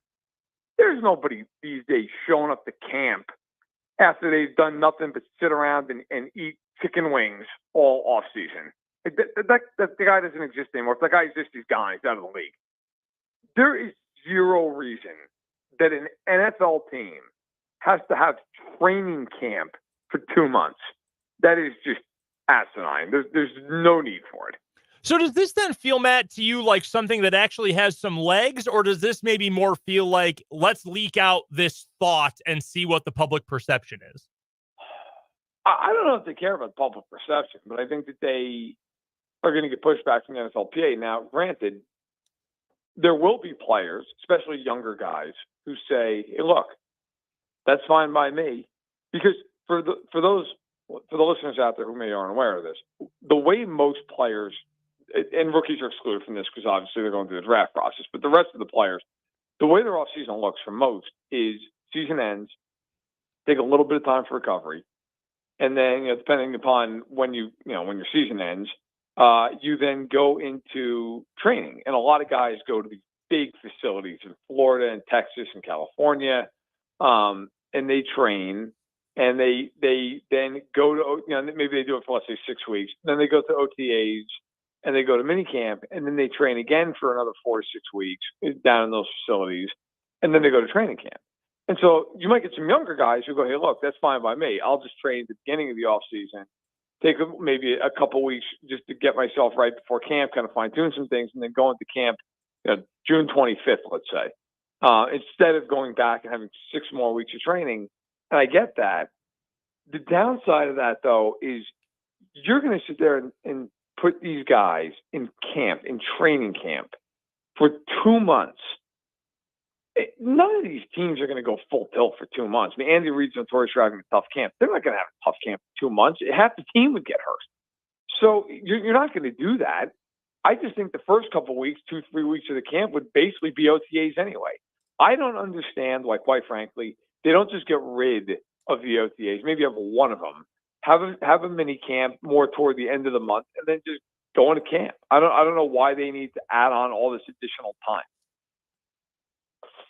The Chiefs, let's get to them and what's going on at Chiefs OTAs. You actually hosted an episode of the Matt Verderame show in the last couple of days, Matt, with your old man, Mr. Verderame. What is the Verderame Brain Trust feelings on where the Chiefs are as they break OTAs? We talked a lot about the fact that, they kind of had mentioned in their press conferences, hey, you know what, trying to push the ball down the field this year. And I don't think that's necessarily surprising considering who they brought in this offseason. You see Hollywood Brown come in, you see Xavier Worthy come in, you see those 40 times to get it. They're probably going to try to throw the ball down the field. But it's interesting in the regard that they've made it an emphasis so early, set a tone, if you will. I think even though they won the Super Bowl last year, they did not enjoy playing the way they had to play. I mean, they were very, to use a baseball term, station to station. And when you play that way, obviously you can win. They showed that. It's very hard to do that. You have no room for error. You can't have a penalty on 2nd and 5. You can't drop a pass, as of course they did so many times in the regular season. You can't have a negative run for 3 yards lost. And I think their whole mentality now is going to be, hey, look, we need to make bigger plays. We need to push the ball down the field. We need to give ourselves that grace. So if it's 2nd and 15, we can bail out of it as we had in the past. And look, a lot of people trace this back to Tyreek Hill and go, well, the last 2 years, the Chiefs haven't been able to be explosive. I went and looked it up. That's not true. In 2022, they had 10 plays of 20 or more yards more than any other team in the league. They got 77. Philadelphia was second with 67. Last year, the Chiefs were middle of the pack, were 14th. They want to get back to being in that top 5. I think if they do that, it opens up a lot of things. Matt Verderame joining us on the Fleming Place Wine and Spirits hotline here on 580 Sports Talk. Matt is our NFL insider, covers the league for SI.com, Sports Illustrated. You can also hear him on That Football Show on the Kansas City Sports Network and on his own, The Matt Verderame Show on Patreon. Find him on Twitter at Matt Verderame for all the details. Matt, I want to ask about the Chiefs secondary. Obviously, they're getting a lot of injured pieces back, and those injured pieces were at the OTAs. We saw Najee Johnson get some reps. Brian Cook was back out there as well. Obviously, they have to replace L'Jarius Sneed and everything that he brought last year. How do you see that mix shaking out? Do you think that Trent McDuffie maybe takes the L'Jarius Sneed role of just being whatever they need him to be on a given day? Do you think he is specifically a slot corner, specifically an outside corner? And how do you think everything comes around McDuffie, who's the best guy they've got at corner? I've thought a lot about this because the biggest issue with losing L'Jarius Sneed is not the fact that he's a great player. The biggest issue with losing L'Jarius Sneed is it locks Trent McDuffie into being a slot corner because Joshua Williams and Jalen Watson can't play inside. So when you go against 3 wide receiver sets, which of course in this day and age is a base set for an offense, McDuffie's forced to play inside. They don't have a choice. They don't have Snead anymore, who just slide inside, and McDuffie can go where he wants. So now the Chiefs aren't dictating these matchups. The other teams. However, I think the guy to watch here is Jamari Connor. And I've talked to some people about this. Look, I think Connor's going to have an increased role in the slot this year. He played in the slot in Virginia Tech. And, oh, by the way, 1 year when he was there, led the team with 5.5 sacks. He is a very good blitzer from the slot, which, of course, we know the Chiefs they love. He's a good tackler. I think McDuffie's going to play a lot inside, but I also think that they're going to put Connor in that role, too, when they want McDuffie to play outside. I think it's going to be a lot based on the personnel of the opponent. If they feel like they gain an advantage by having Connor play inside, maybe against a slot receiver, you're like, yeah, he's not really that big of a threat. The bigger threat's outside. Like for an example, when they play the Bengals, Tyler Boyd's not there anymore. You don't care about the slot guy. You care about Chase and Higgins. And if you're the Chiefs, you don't want to waste McDuffie standing there playing on Trenton Irwin in the slot. You want him outside. I would not be surprised at all that week if you see Jamari Connor in the slot a ton, and the Chiefs say, that's cool. Now McDuffie's on Chase, and Watson and Williams can rotate on the other side, or Watson can take 2/3 of the snaps, or whatever it is. I think Connor is going to be a very, very important piece to all this, because the Chiefs do not want McDuffie to just be locked on an island where teams can dictate who he faces play in and play out. Do you think the 53-man roster the Chiefs end up with when they break preseason and get ready for week 1, do you think those guys are all on the roster now, or do you think there's still a veteran addition or two that the Chiefs might look to make with the remainder of the offseason leading up towards training camp? It's a good question. I think they could certainly still add a left tackle if Suamataia and Wanye Morris don't impress in the coming weeks and months. I think it's more likely than not that one of those guys will be the starting left tackle, but it's not impossible. I also really wonder what they're going to do at receiver. Look, I understand they drafted Xavier Worthy and they added Hollywood Brown, and you have Watson. Rice may be suspended to start the year. We don't know. It's very up in the air. I imagine the Chiefs internally probably have a little more clarity on that from the league than they do want to share privately or publicly, but we don't know. Right now, beyond those guys, it is Sky Moore and it is Justin Ross and it is Kadarius Toney, and frankly, that is no way to live. That is a disaster waiting to happen. Because if you look at Andy Reid's history with rookie receivers, they do not play first half of the year. Tyreek Hill didn't. Rashee Rice barely did. Like, Xavier Worthy is not going to start game 1 and just be dominant. It's not going to happen. That would be a complete departure from everything that Andy Reid has ever been as a head coach, whether it was in Philadelphia or Kansas City with rookie receivers. So you're looking at, you need Hollywood Brown. And, okay, Watson can play in a reserve role, and that's fine. And he's not going to get killed in that role. But you are asking everybody to stay healthy. If Marquise Brown pulls a hamstring and Rice is suspended and Worthy's not ready to really get going, then what? What are you?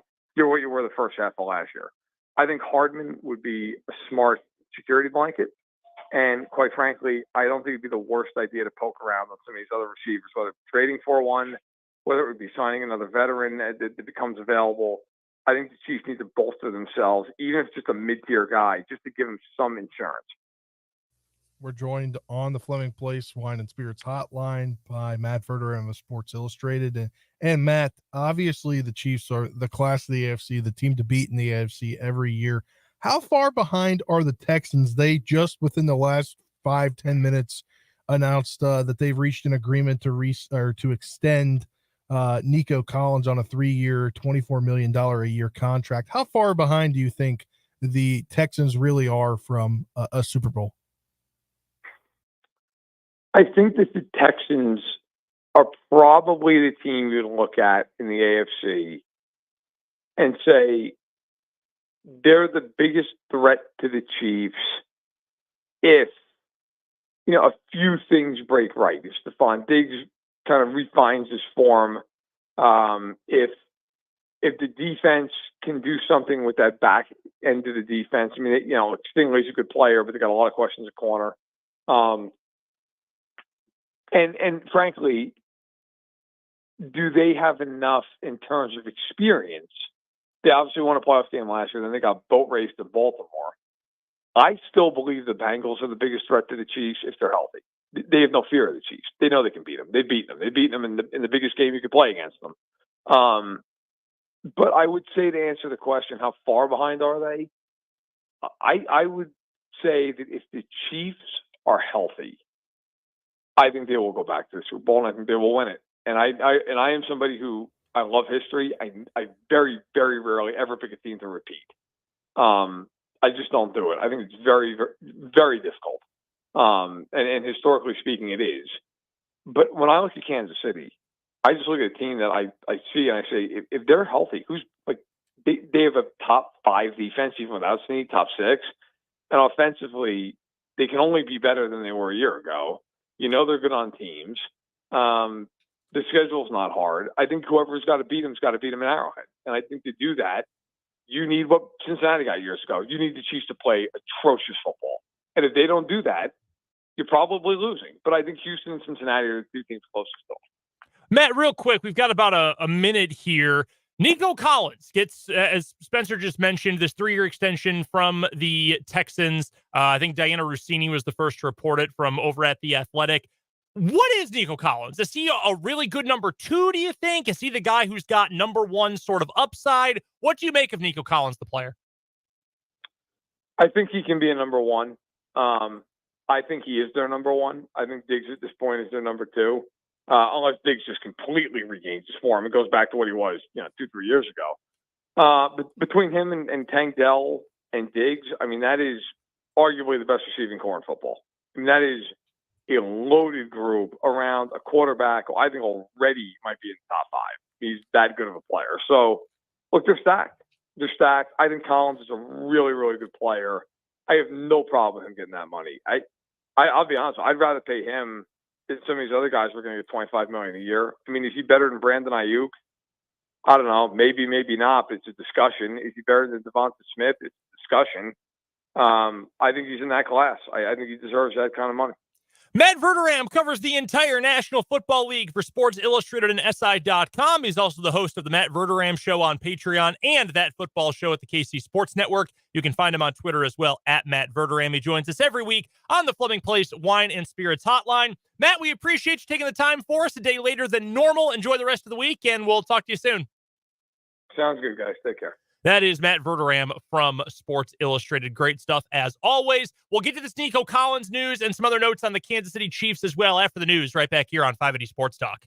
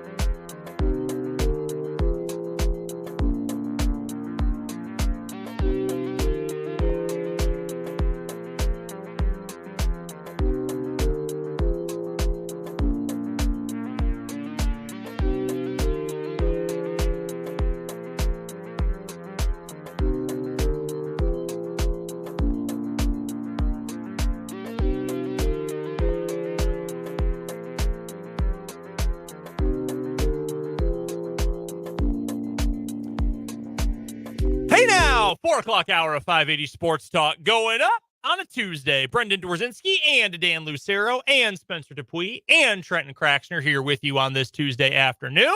Short week of shows for us this week. We had yesterday off due to the holiday. We thank you all for joining us today to, talk about what happened over the big long holiday weekend and everything to come. Whether you're listening on 580 AM, 104.9 FM, online at 580WIBW.com, or over at our YouTube channel, 580 Sports Talk on YouTube. You can also find the video, not just on YouTube, but at our website. Again, that's 580WIBW.com. Plus, you can find it on Facebook. WIBW News is the Facebook page, and at 580 Sports Talk on Twitter is where you can watch it as well. No excuse for not being able to find the video stream of 580 Sports Talk. Here in this 4 o'clock hour of the program today, Michael Swain is going to join us at the bottom of the hour for Jayhawk Weekly. He'll join us on the Fleming Place Wine and Spirits hotline. Not to call out our guy, but I texted him earlier today just to make sure, hey, normal time, everything all good to go for you. And he said, oh, shoot, it's Tuesday. I said, yeah, no, I get it, man. Look, man, I am married to a teacher, as you guys know, and she started her summer break last week. Having a 3-day weekend and a wife who is not working now for a couple of months, it felt like I didn't have to go to work today. It really did. I woke up this morning, I'm like, another day of doing nothing. Perfect. No, wait a minute. I actually do have to hit the content mines for another day. I felt like I had a long weekend for which all 3 days were Sunday. My buddy's wedding was on Friday this past week, right? And I had not been to a Friday wedding before. It makes sense. It was a lovely venue, gorgeous. But when you're in a place like that, it's very competitive to get venue space when you want. So sometimes you move a wedding from a Saturday to a Friday. So they got married Friday. So the Saturday felt like a Sunday because, I'm used to weddings on Saturdays, and this was the day after a wedding, so that felt like Sunday. Then we had real Sunday, and then yesterday was the last day before the start of my work week, so it also felt like Sunday. It's like I got 3 Sundays in a row, which was a very strange feeling. That affects me more than it does anybody else. But I told Michael when I was texting him and said, yeah, man, I'm in the same boat. I feel the exact same way as you do. I recorded sports earlier saying Monday night's game begins at. Oh, yeah. Yeah, not quite. It feels sort of like Monday, sort of like Tuesday. And then I walked over to Bradley J and I said, I just said it was Monday about 3 times. I had to re-record. We've also got What Is Wrong With You coming up here in just a few minutes. And we will look into NFL.com's list of the biggest remaining off-season priorities for each team in the AFC. Around the NFL writer Kevin Patra has his thoughts. We'll get to the Chiefs and other teams from around the AFC. Plus, we are taking your texts to the Top City Metal Supply text line. You know the number, 785-272-9429. And your comments on the YouTube stream, Facebook stream, wherever you want to find it. Again, the YouTube is 580 Sports Talk. Head to youtube.com, search for it. You'll be able to find it nice and easily at the top of the page. 2 quick pieces of news here. We have all come to an agreement that as we approach the Summer Olympics, okay, this is important future programming notes. As we approach the Summer Olympics later this year, we will do the 580 Sports Talk Olympic trials. We will do it. We'll do a 100-meter dash. We will find other physical things to do. Find some things to throw. Yeah, we'll throw a little bit. Get in a gym and shoot some free throws. Yeah, we'll do it. We will be able to do it. There are plenty of fields in this town. We will find one that we will be able to go and use. We'll get it filmed. We'll get it up on the Facebook, on the YouTube. And you will be able to see who is our gold medal winner this year in our 580 Sports Talk Olympics. We are going to put this together. Finally, I've been begging for years to do this. I think the only other time I can remember us doing some sort of actual physical competition other than the donut eating challenge was when Jake Fulton and I were out seeing who could throw a football the farthest. Who do you think did? Who do you think threw a football the farthest between the three of us? Probably the guy that played football. Wasn't Fulton. It was not Fulton. The guy that played college football? Yes, Jake finished first. I did pretty well for myself. I think we had Jake at about 43 yards. I clocked in, I think, just under 40, if I remember correctly. Not bad. I was pretty pleased with myself. Fulton's number did not start with a 4. I will just leave it at that. We didn't get Fulton. It is such a shame that we don't have fold around anymore while the Royals are doing what they're doing. We need to have. He's got the summer off. He works at a school. He got summer off. We need to get full on the show to talk Royals baseball. We need to do it. We'll make that happen. He's on summer break now. Yes. Yeah, we'll make that happen. We have got to do that. Should we invite the old heads to do the Olympics with us? We can invite Jay. He just dust us in the. I don't know. I don't know if he would dust us at this point. He's got 3 years worth of dad strength built up. Yeah, but he's also got mine to set in. He's also got 17 years worth of back in my day football stories, to kick back on. He does. It's been a minute since he was the Washburn Male Student Athlete of the Year. Been a bit. Yeah. We'll see. We'll make this happen one way or the other. We're going to put this whole thing together. We'll do some video content for the people. Oh, yeah. That'll we'll cut some promos. That'll get the subscriber numbers up over at the 580 Sports Talk YouTube. The other news from the professional athletes, we got to this last hour with Matt Verderame. Spencer, you saw this first. I believe it was Diana Rossini who initially reported this. The Texans and Nico Collins have agreed to a 3-year contract extension. Adam Schefter has the details here. 3-year deal, maximum value $75 million. It's 72.75 before you get to the escalators. $52 million guaranteed for Nico Collins, who had his breakout year this past season, catching passes from C.J. Stroud. This is one of the great modern examples of draft an athlete and teach them to play football, because that was kind of the thing with Nico Collins. He was a good player at Michigan. Not great. He was a good player at Michigan. You were banking on the intangibles and the athletic profile. And it took him a little while. He was not a, jump off the page, immediately be a superstar as a rookie kind of player. But he has become a really good player. And especially when Tank Dell got hurt this past season, he took off and was awesome in that Texans offense. $52 million guaranteed is a lot, but here's the nice thing about a 3-year contract extension for Nico Collins. Rookie contract, C.J. Stroud. Rookie contract, C.J. Stroud. Rookie contract, C.J. Stroud.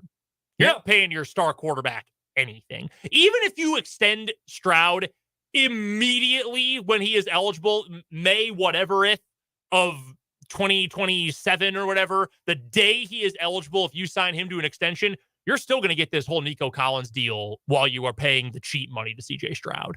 So in terms of roster building theory, great deal for Houston. If you think he's a legit number one, it's easy mode, man. When you have the guy under center on the rookie deal, everything else about how you build your roster and how you take care of.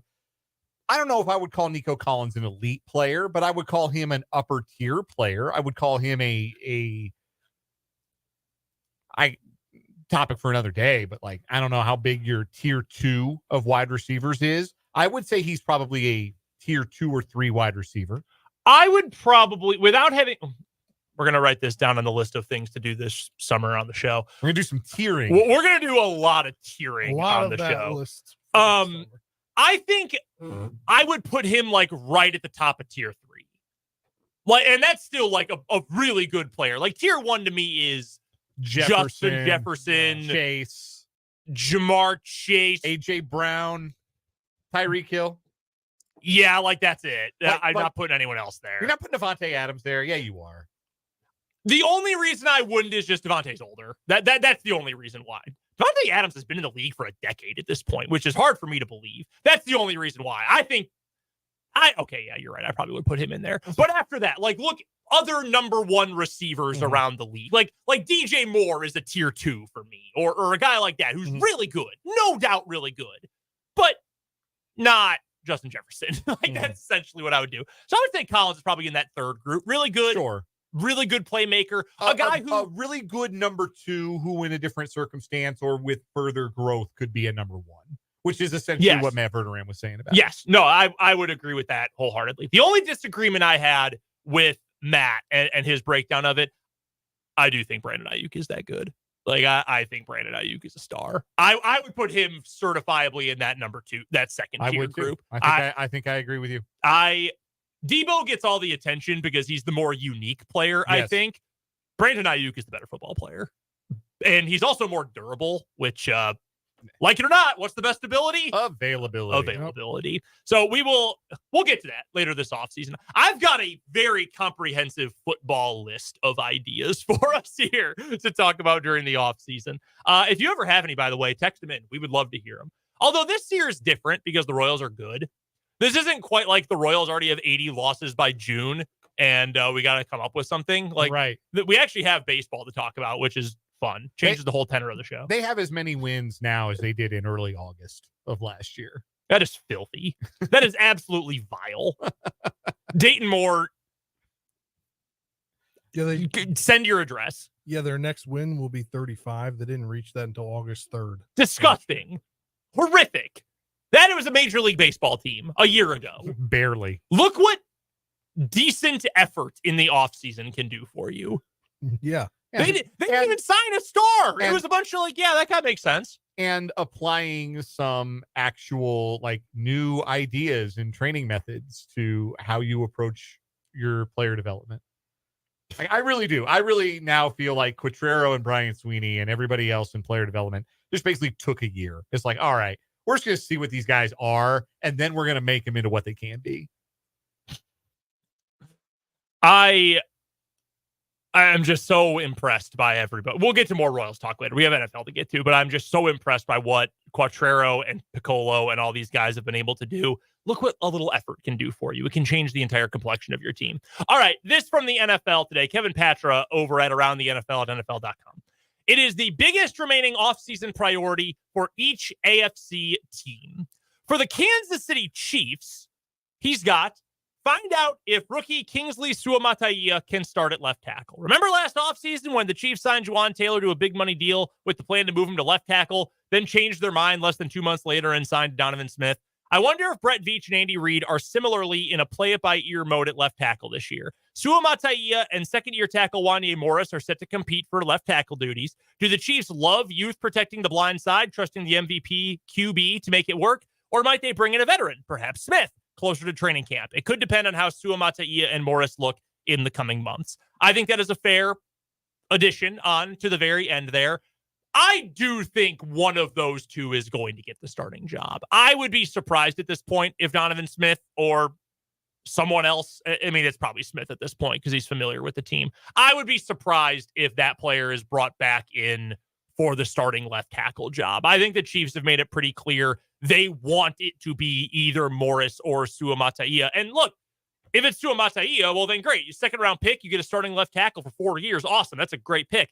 If it's Wanye Morris, well, okay, maybe Suamataia has a harder time getting a chance to play, but okay, you used a third round pick on your starting left tackle for another 3 years. Great. That's another huge win one way or the other. I cannot emphasize enough how alarming it would be if the Chiefs got both of those guys in camp and decided, yeah, we better get a veteran. Agreed. Because that would be 3 pretty substantial whiffs at identifying a tackle, an NFL caliber tackle.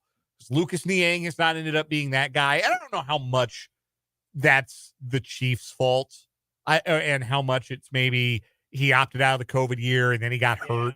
So I don't know how much you want to ding the Chiefs for that. But if they get to a point in training camp where they're already like, yeah, man, we can't get by with Wanye Morris or Kingsley Suamataia, that would make me question their entire evaluation process of offensive linemen, which would be a strange thing to say, given that they've got 2 drafted offensive linemen making the Pro Bowl and all-pro nods every year in Creed Humphrey and Trey Smith. Yep. So I think they know what they're looking for, know what to look for. I would be really surprised if that was the final outcome. If they got those 2 guys into camp and they watched him for a week and said, oh, brother, does anybody have Donovan Smith's phone number? We didn't delete it, did we? We the cloud didn't clear that one out. Can we call his agent? I would be really surprised if that were the outcome. Well, and I think too the Chiefs and Wanye Morris himself and Godric are lucky that the NFL doesn't suspend for marijuana anymore. Because clearly, if he was arrested with it, he probably is smoking it. Well, I mean, yeah, but who cares? Yeah, but so he could have been suspended for it, which would have hurt their positional battle.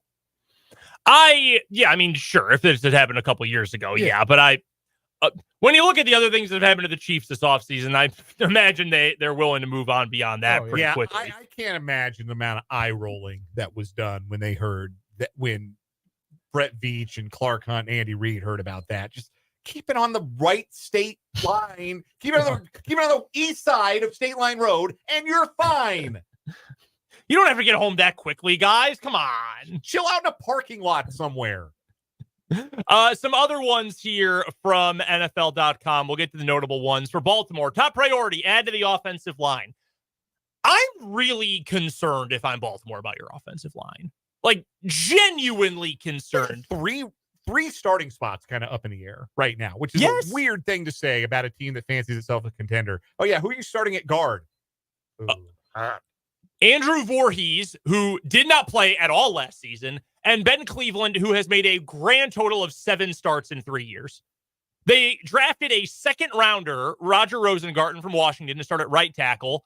Ronnie Stanley is their left tackle. Ronnie Stanley is awesome. Do you know the last time he played more than 13 games in a season? Not anytime recently. We had never heard of the coronavirus before. It was 2019.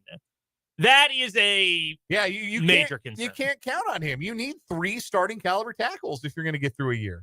Buffalo, top priority, decide if Von Miller can recapture his previous form. I don't know if that's a decision. He can't. Next. Yeah, that's just, is he going to fit? I guess the decision is, are they going to keep him? I mean, they only owe him $8.5 million guaranteed after they redid his deal. But like, who else you got? Who else you got in camp that's gonna produce on the level of even a washed Von Miller? Miller as your third edge rusher is probably fine. Greg Rousseau is a good player. I like Greg Rousseau a lot. Mm-hmm. But like, here's your rotation right now: Greg Rousseau, AJ Epinesa, who has never really taken off, Von Miller, who last year was not even a shell of himself, he was awful, and Dwayne Smoot, who is awesome if he's like your 5th edge rusher, not your 3rd or 4th, probably. So yeah, that's a concern. But again, I don't really think that's a decision. For Cincinnati, for the love of Pete, stay healthy. Again, that's not really something you can like actively do. Again, Joe Burrow had a calf injury last year, lingered into the start of the year. He was wearing that leg sleeve, and then had the freakiest hand injury you've ever heard of. And that really threw off their entire season. Some other notable ones here. We'll go to Denver's because we were making so much fun of them earlier. Top priority, get Bo Nix up to speed. Wow, really insightful there. I would agree if they need to figure that out. Yeah, they're stuck everywhere else. They are what they are. Yeah. Houston, figure out if rookie Blake Fisher can handle the starting right tackle duties. That is the concern to me for Houston, is on the offensive side, is just making sure their offensive line is in the right shape. Because before the nasty man became the nasty man that we know of, the problem for Deshaun Watson in Houston was that he got killed all the time because his line stunk. They were terrible for years when he was in Houston. You got to figure out a way to protect CJ Stroud because he might be that freaking good. Other ones that are notable here, let's see if there are a couple. For the Dolphins, pay Tua. Would you pay Tua? Tua is too good not to pay. I think Tua is a solid. He's in that Dak Prescott range of quarterback that is too good not to pay. I think he is a solid step or two above the Dalton line, which was, people always thought that was the line for a mediocre quarterback. That's incorrect. The Dalton line is the line for like a franchise quarterback. Andy Dalton was good. Mm-hmm. There is no denying Andy Dalton was a good NFL player. Andy Dalton was also not good enough to lead you to a Super Bowl. That is the Dalton line. And I think Tua is above that, but he's also far below Mahomes, Stroud, the guys like that. And I think that pretty much covers the other ones. Oh, yes, we should get to the Jets. Make it to week 1 healthy. Again, that's not really your choice. Yeah. That you either will be or you won't be. That's not really something you can actively change like some of these other teams can. I don't know how much I'm buying into Aaron Rodgers this year. I really need to see it before I believe it, because he's 40 years old, coming off a torn Achilles, and by all accounts was totally lying about being healthy enough to play last December if they'd been in it. Like, there's no way. Are they the biggest range of outcomes team in the AFC? Yes. Their roster's really good. Yes. When you just eliminate quarterback from the equation, their roster stands up with a lot of the teams that we consider bona fide contenders. Mm-hmm. Actually, you know what? I would need to think about that because they actually have an adult at their backup quarterback spot now. Do you know who it is? I do not. Former starter, Tyrod Taylor. Oh, they did get Tyrod They Taylor. got Tyrod. Yeah. That, like if they have Taylor playing back as their quarterback last season instead of Zach Wilson. They would have made the playoffs. Yeah, they absolutely would have made the playoffs. That probably changes the entire AFC East, frankly. Yeah. Maybe Buffalo doesn't make the playoffs at all. Like, that changes everything. That's a real adult in the room. And, like, is he great? No. Is he good enough to not be pathetic? Yes, absolutely. I think so, yes. Maybe not. Maybe they will just avoid bottoming out. Then again, Nathaniel Hackett is still calling their plays. Yeah. And who knows what sort of nonsense. Like, Aaron Rodgers seems to invite a lot of nonsense these days. Like, what kind of nonsense is he going to invite as the season goes along? Special offensive analyst Robert F. Kennedy Jr. Coming up next, we've got What Is Wrong With You? How apropos. Then we'll talk to Michael Swain a little bit later on here on 580 Sports Talk.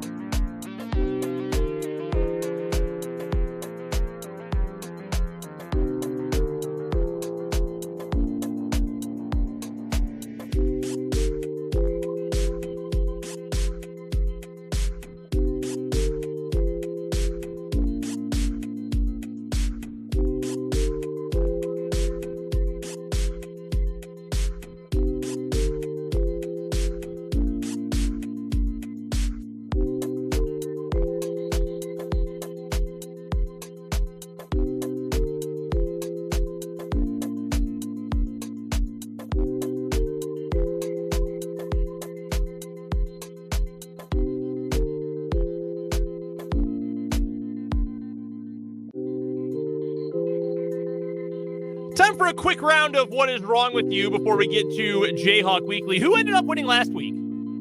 It was a wire-to-wire win. A finger gun holdup. Wow. We had a couple of good stories Thursday and Friday, but the image of the man standing on a table at an otherwise empty Wendy's.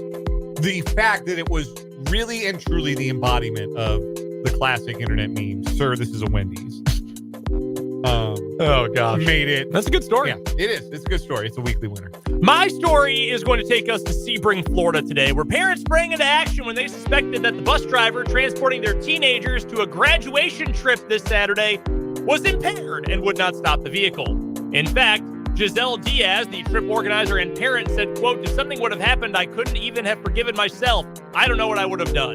55-year-old Keith Shiflett, say that slowly, Shiflett, was charged with DUI, child abuse without great bodily harm, and culpable negligence in connection with the incident. The group started their drive to Daytona Lagoon, an amusement park in Daytona Beach, when they realized something was wrong. The passengers, including 30 students and 6 chaperones, said they suspected Shiflett was impaired and tried to get him to stop the bus. When we drove through the first red light, then that second red light, Mother Maggie Huck said, at that point, again, we were telling him now, stop the bus. Please stop. Pull over. Stop the bus. That's when she eventually called 911 to help. Everybody's saying he's not slowing down. He's not slowing down, chaperone Ann Glover said. Stop, stop, stop. Another mother recalled her daughter calling her to say the charter bus driver was speeding, swerving, and running through red lights. We can hear the kids screaming in the background. We can hear everybody screaming in the background, Diaz said. The parents on board described the terror they felt as the bus continued barreling down the road. Quote, it was extremely scary. The fact that all 6 of us parents were there screaming extremely loud. We were in terror. I had my daughter on the bus and I was thinking, if we get to this roundabout and he doesn't slow down, we are going to flip. Minutes away, Giselle and her husband, Freddie, hopped in their car and began driving toward the bus, hoping to slow it down. We kind of took off and rushed to the bus. When we made it to the roundabout up here, I was like, get in front of him and let's make him stop. What an extremely risky decision for 2 random civilians to do. Diaz said the bus finally came to a stop in the roundabout behind the braking car. Chaperone said it was a miracle that he decided to brake and that no one ended up hurt. Very dumb. This strikes a chord because on our shuttle bus to the wedding this past Friday, our bus driver cut in front of an ambulance with its lights on. And I'm not going to lie, man, I was pretty freaked out. That was not a very, very pleasant experience. So that is story number 1 today from down in Sebring, Florida. All right. For my story today, we are going to Campbell, California. We meet 25-year-old Nicholas Hofstetter, who woke up on the morning of May 4th and decided he was going to do 2 things: hit some people and get some fits off. Okay. He's been arrested on 2 counts of elder abuse for incidents happened earlier this month. On May 4th, he allegedly punched a man in the stomach on San Tomas Aquino Road. He quickly took off, but then paused for a casual photo taken by his victim. The victim was trying to get a picture of the guy, and he turned around and he posed for it, wearing a headphones and a blue sweater with a snazzy little pattern on it. He's doing the, I had to do it to him pose. And what he had to do to him, apparently, was punch him in the stomach. He continued to run away, leading Campbell police to put out an alert where they sought his identity. Then on May 24th, police said they responded to a similar battery in the area of Drive and Elam Avenues. Police said they learned 2 hours prior a 75-year-old man was randomly punched in the face. When the victim and his family returned to the area to look for surveillance cameras, they encountered the suspect again, who attempted to fight the entire family before leaving.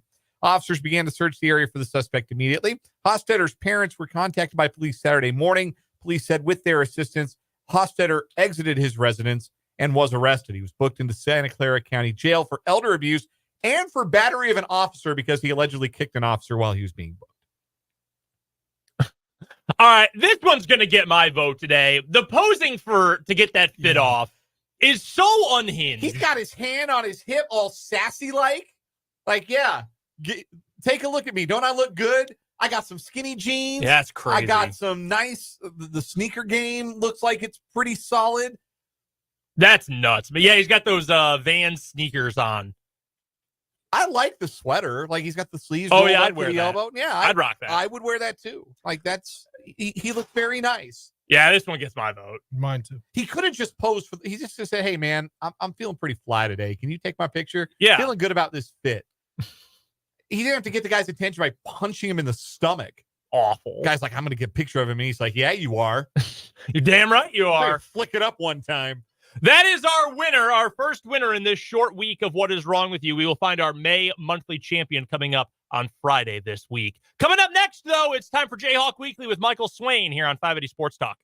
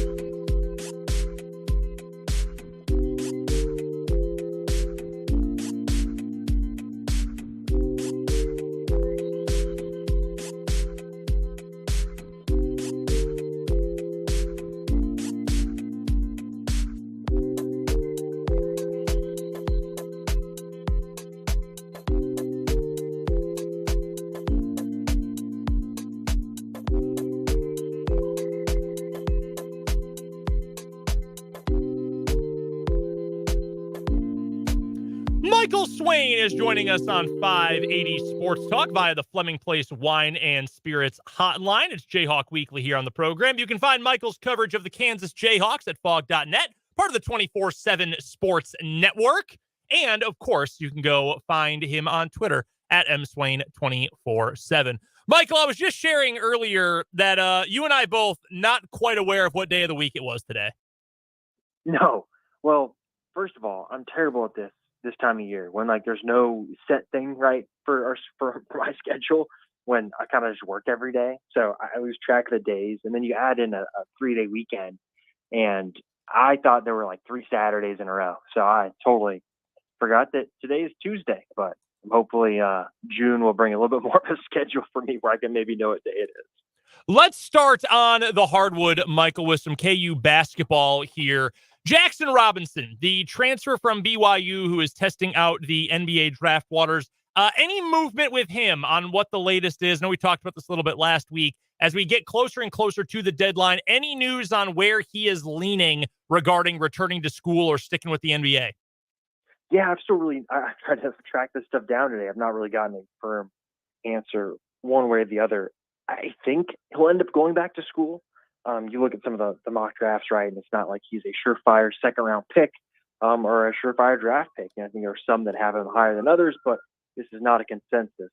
So I think he'll end up going back to school, and I think KU probably is in a good spot with him. But look, Kentucky, where his former coach, Mark Pope is now, has also missed on some targets and can ramp up the recruiting efforts with more minutes. And I think, as we've talked about in past weeks, we're kind of at the point where if we're talking adding a guy that wants to play, let's say 25 plus minutes a game, that's going to be kind of hard to squeeze, because then you're talking about some other guys maybe not getting the minutes that you would discuss with them when you initially recruited them. So, right now I think we're maybe, if you'd asked me maybe, I don't know, 2 weeks ago, what are the chances Robinson ends up at KU? I probably would have said a little bit higher. Now I'm kind of wishy-washy on it. Probably not going to give you a great answer, because I just think it's still a little bit up in the air, and I don't really maybe have the same confidence as I probably did a couple weeks ago. But that's how recruiting goes. What does the international market look like at this point? Saying market is kind of weird, but in terms of international prospects, I mean, we all remember last year, Johnny Furphy, he was a summer commit, and that obviously worked out for KU, and I'm sure that can be a recruiting pitch that, hey, you can come in late and immediately be an impact player for us. A couple of high-profile international prospects committed to BYU and to Illinois earlier today. How deeply is KU scouring that market for potential players to fill out some of these last roster spots? Yeah, they're definitely looking. The guy that committed to BYU today, oh man, now of course I forgot his name, but from Real Madrid, KU is looking at him. They had interest in him.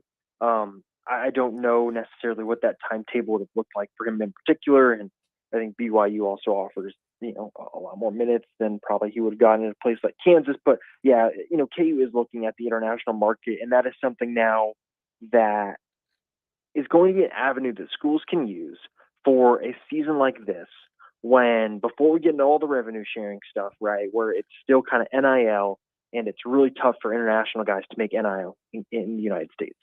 So what happens is that some schools that maybe have used a lot of their salary cap of NIL, their capital, if you will, on other players, can go to the international market and just use the minutes that they have available as a selling point in coming and playing college basketball, rather than going to the portal and trying to persuade someone that may be looking for a little bit more of a sweetened deal, if you will. So it's something KU is looking at.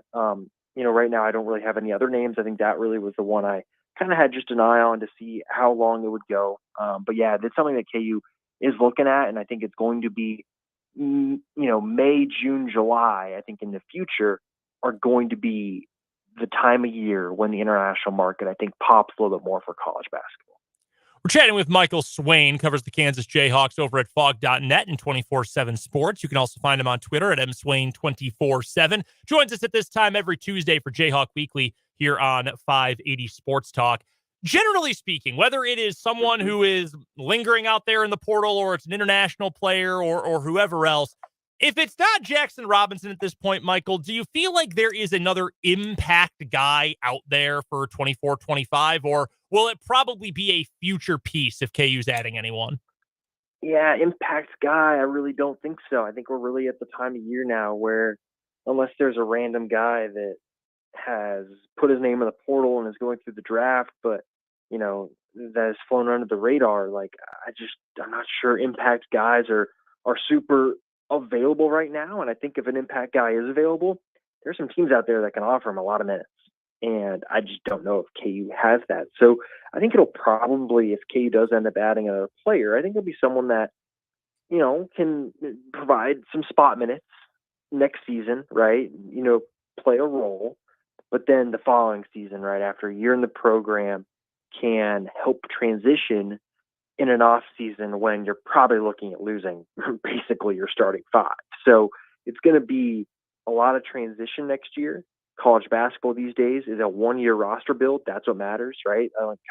Coaches can recruit to the future, right, with high school players, but I think year in and year out, places like Kansas are going to recruit the best portal players. And so I think maybe getting someone that can help alleviate some of that roster turnover, can help to kind of set that culture where it's not a bunch of new guys coming in and there's not really some veteran guys there that can say, hey, this is how we do it at Kansas. I think that's probably the type of person that could really fit this roster. Michael Swain of Fog.net, part of the 24/7 Sports Network, joining us for Jayhawk Weekly on the Fleming Place Wine and Spirits hotline here on 580 Sports Talk. Michael joins us every Tuesday at this time on the program. You can find him on Twitter at mswain247 and find his work at fog.net. Michael, one of your 24/7 Sports colleagues, Isaac Trotter, published some way too early Big 12 basketball power rankings last week, and Kansas was at the very top of that, followed by Houston, Iowa State, Baylor, and Arizona.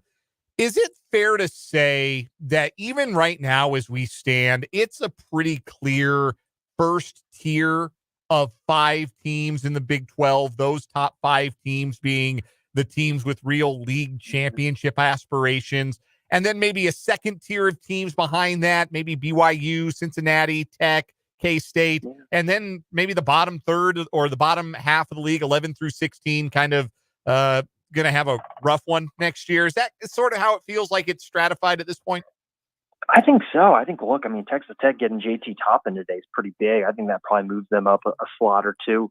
I think you're right, though. Like, and it's just crazy to say you look at the Big 12 and there's 5 teams that you're thinking, yeah, they'll probably be in the top 12 to 15 in the preseason AP poll and all the preseason polls. Like, it's just crazy what this league is going to be, and I just am so impressed. Look, I think Iowa State as a team, right, what they've been able to do with very little NIL capital is pretty impressive, and obviously a lot of that comes from retaining players.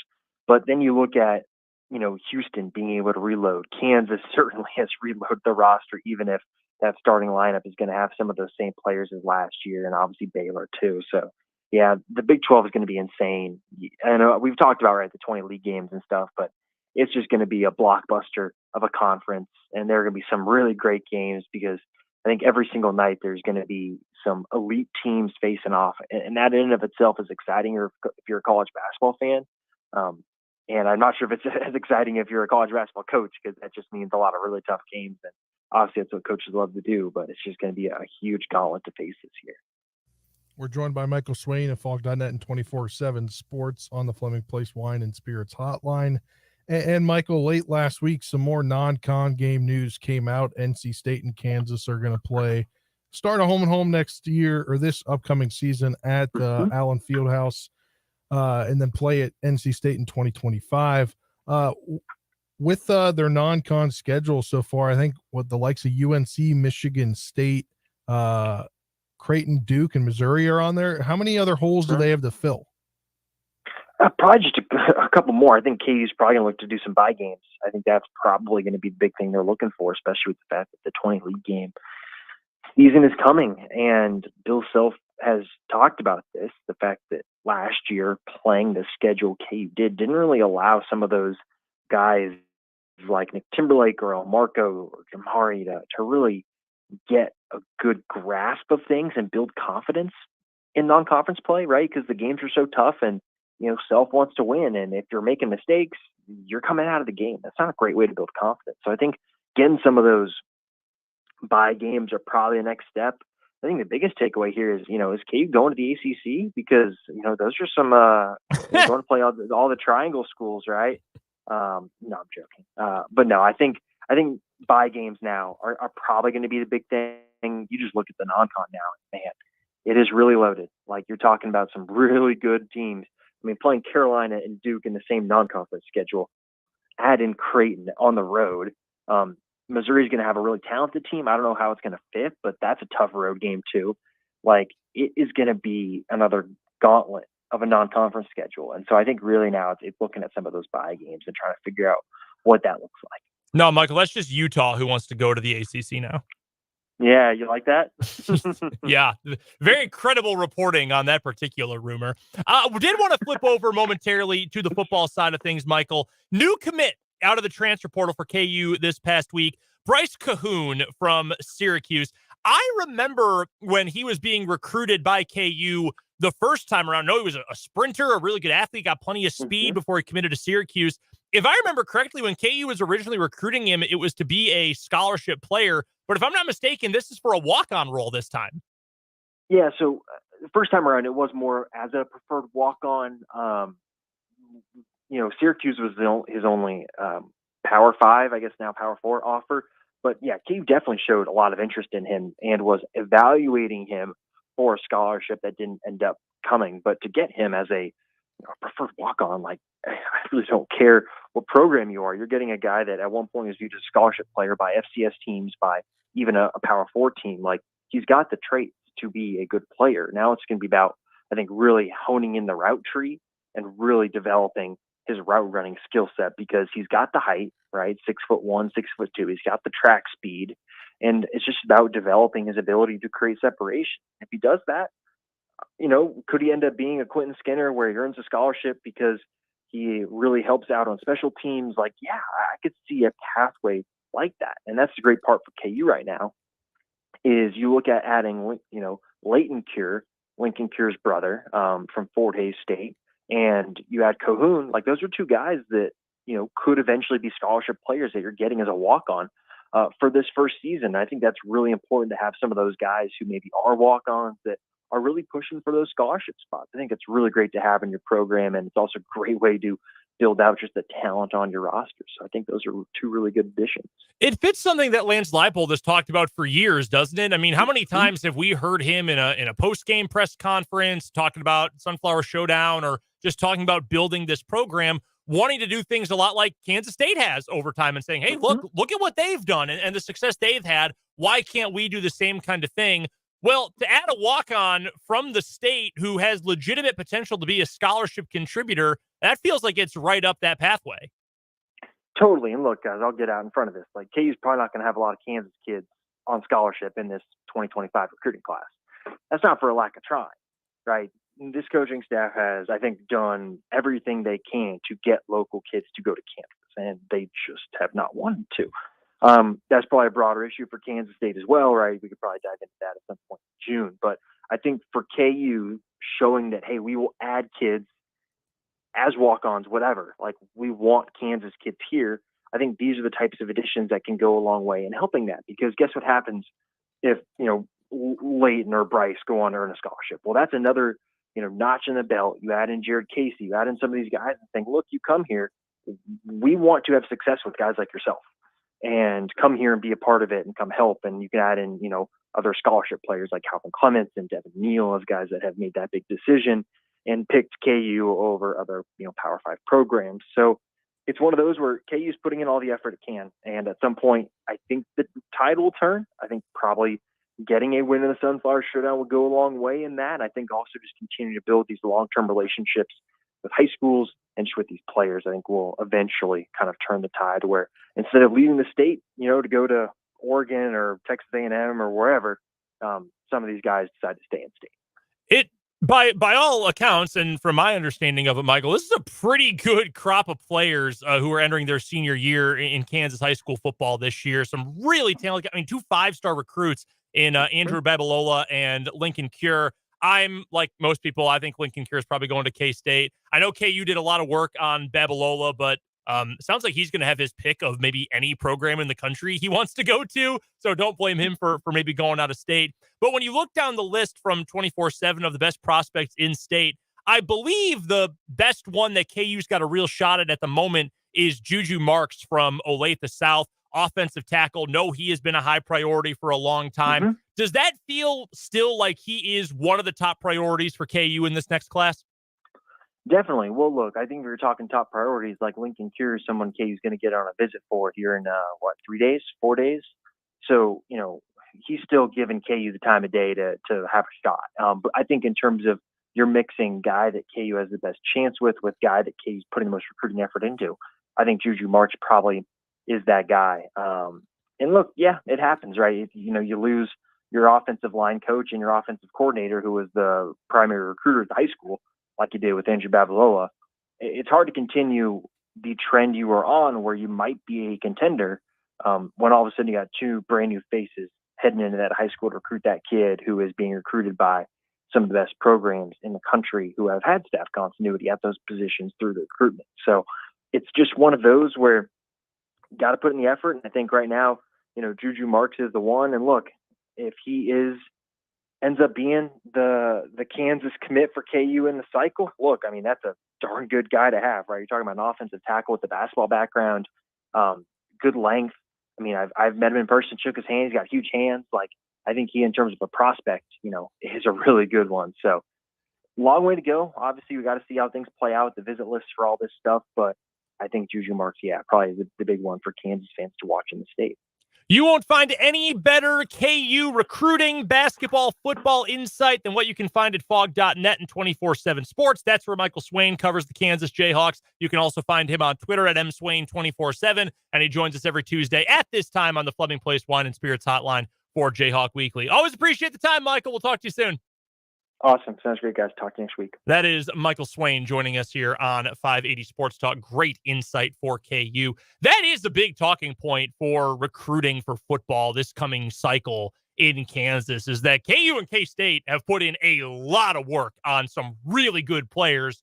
But when you've got really, really good players, Dawson Merritt, Dave Merritt's kid, Babalola, who we were just talking about, I do think Lincoln Cure is going to K-State in the end, but really good players. Other states take notice. It's not like you necessarily get first crack. Other teams, other schools are going to come looking as well. We've got 1 hour left of 580 Sports Talk coming up.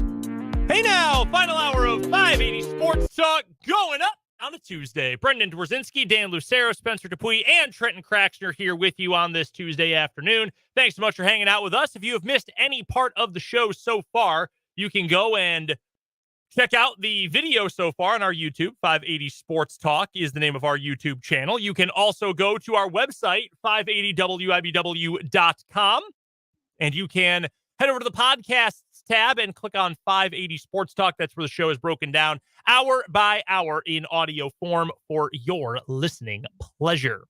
Coming up here in this final hour of the show, we've got a bunch of 580 Sports Talk headlines.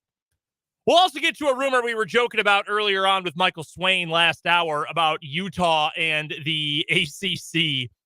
And my guy Hoops Weiss with a tweet that ran rampant.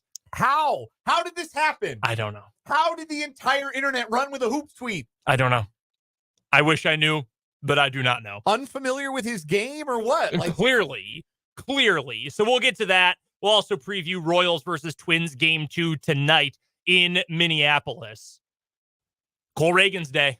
Very excited to see Cole Reagan's on the mound up in Minneapolis. And then we'll get to the final word to round out this final hour of the program today. Top City Metal Supply text line is open. 785-272-9429 is the text line number. And, of course, you can also find us, again, on YouTube. 580 Sports Talk is the name of our YouTube channel.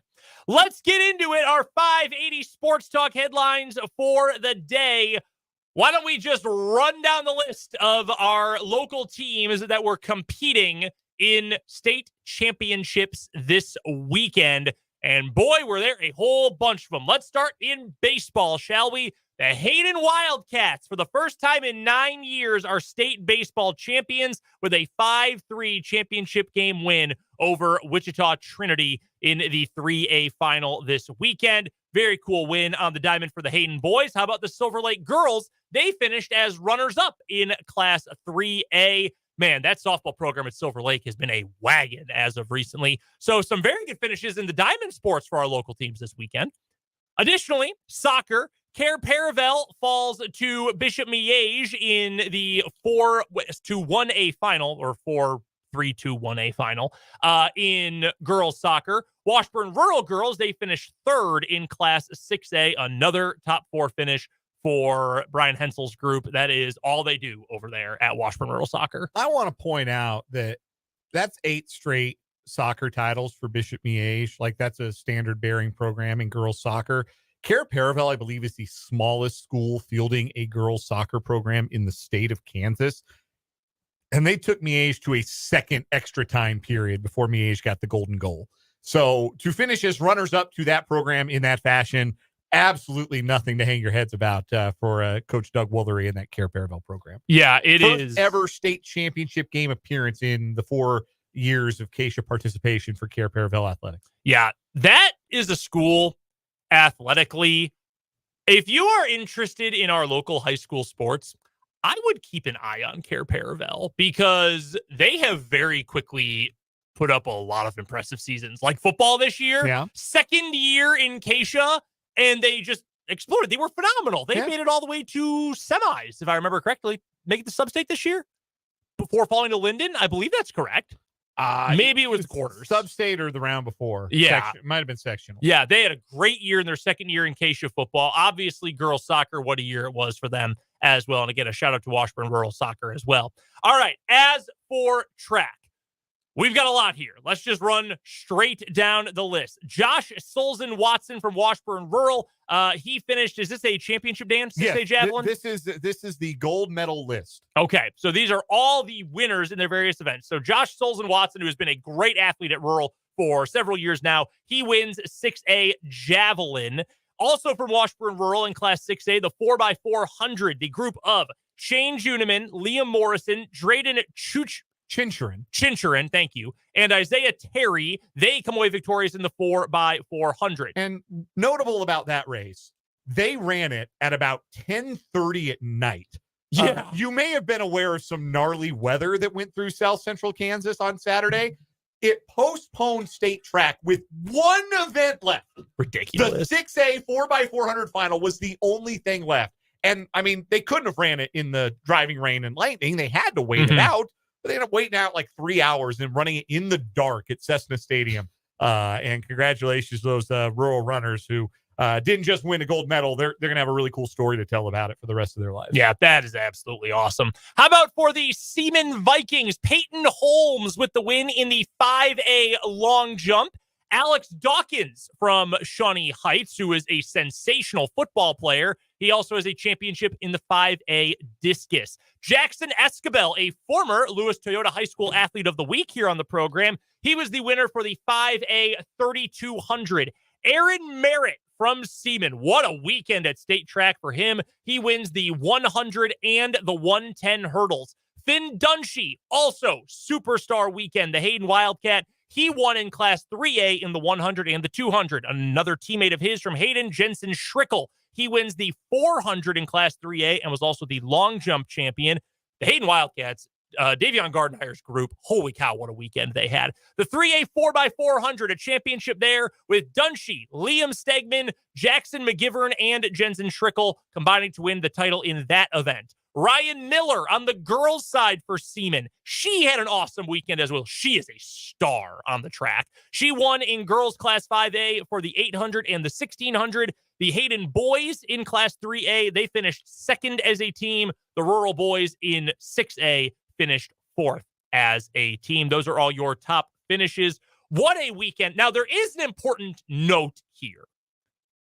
Any record set this weekend at state is not going to officially hit the Keisha record books as a state record. So what we mean by that, there was a wind factor of more than plus 2.0. And if the wind gauge hits that mark of plus 2.0 or higher, then officially it is ruled that that race has been helped by strong winds. So Finn Dunshee in the 100, when he ran it, the wind factor was a plus 2.3. He broke Jordy Nelson's state record in the 3A for the 100 by 3/100ths of a second, I believe. Yeah, incredible. But because there was so much wind during the race, it will not officially go down as the state record. So he ran faster than Jordy, but does not have the record over him. Same thing for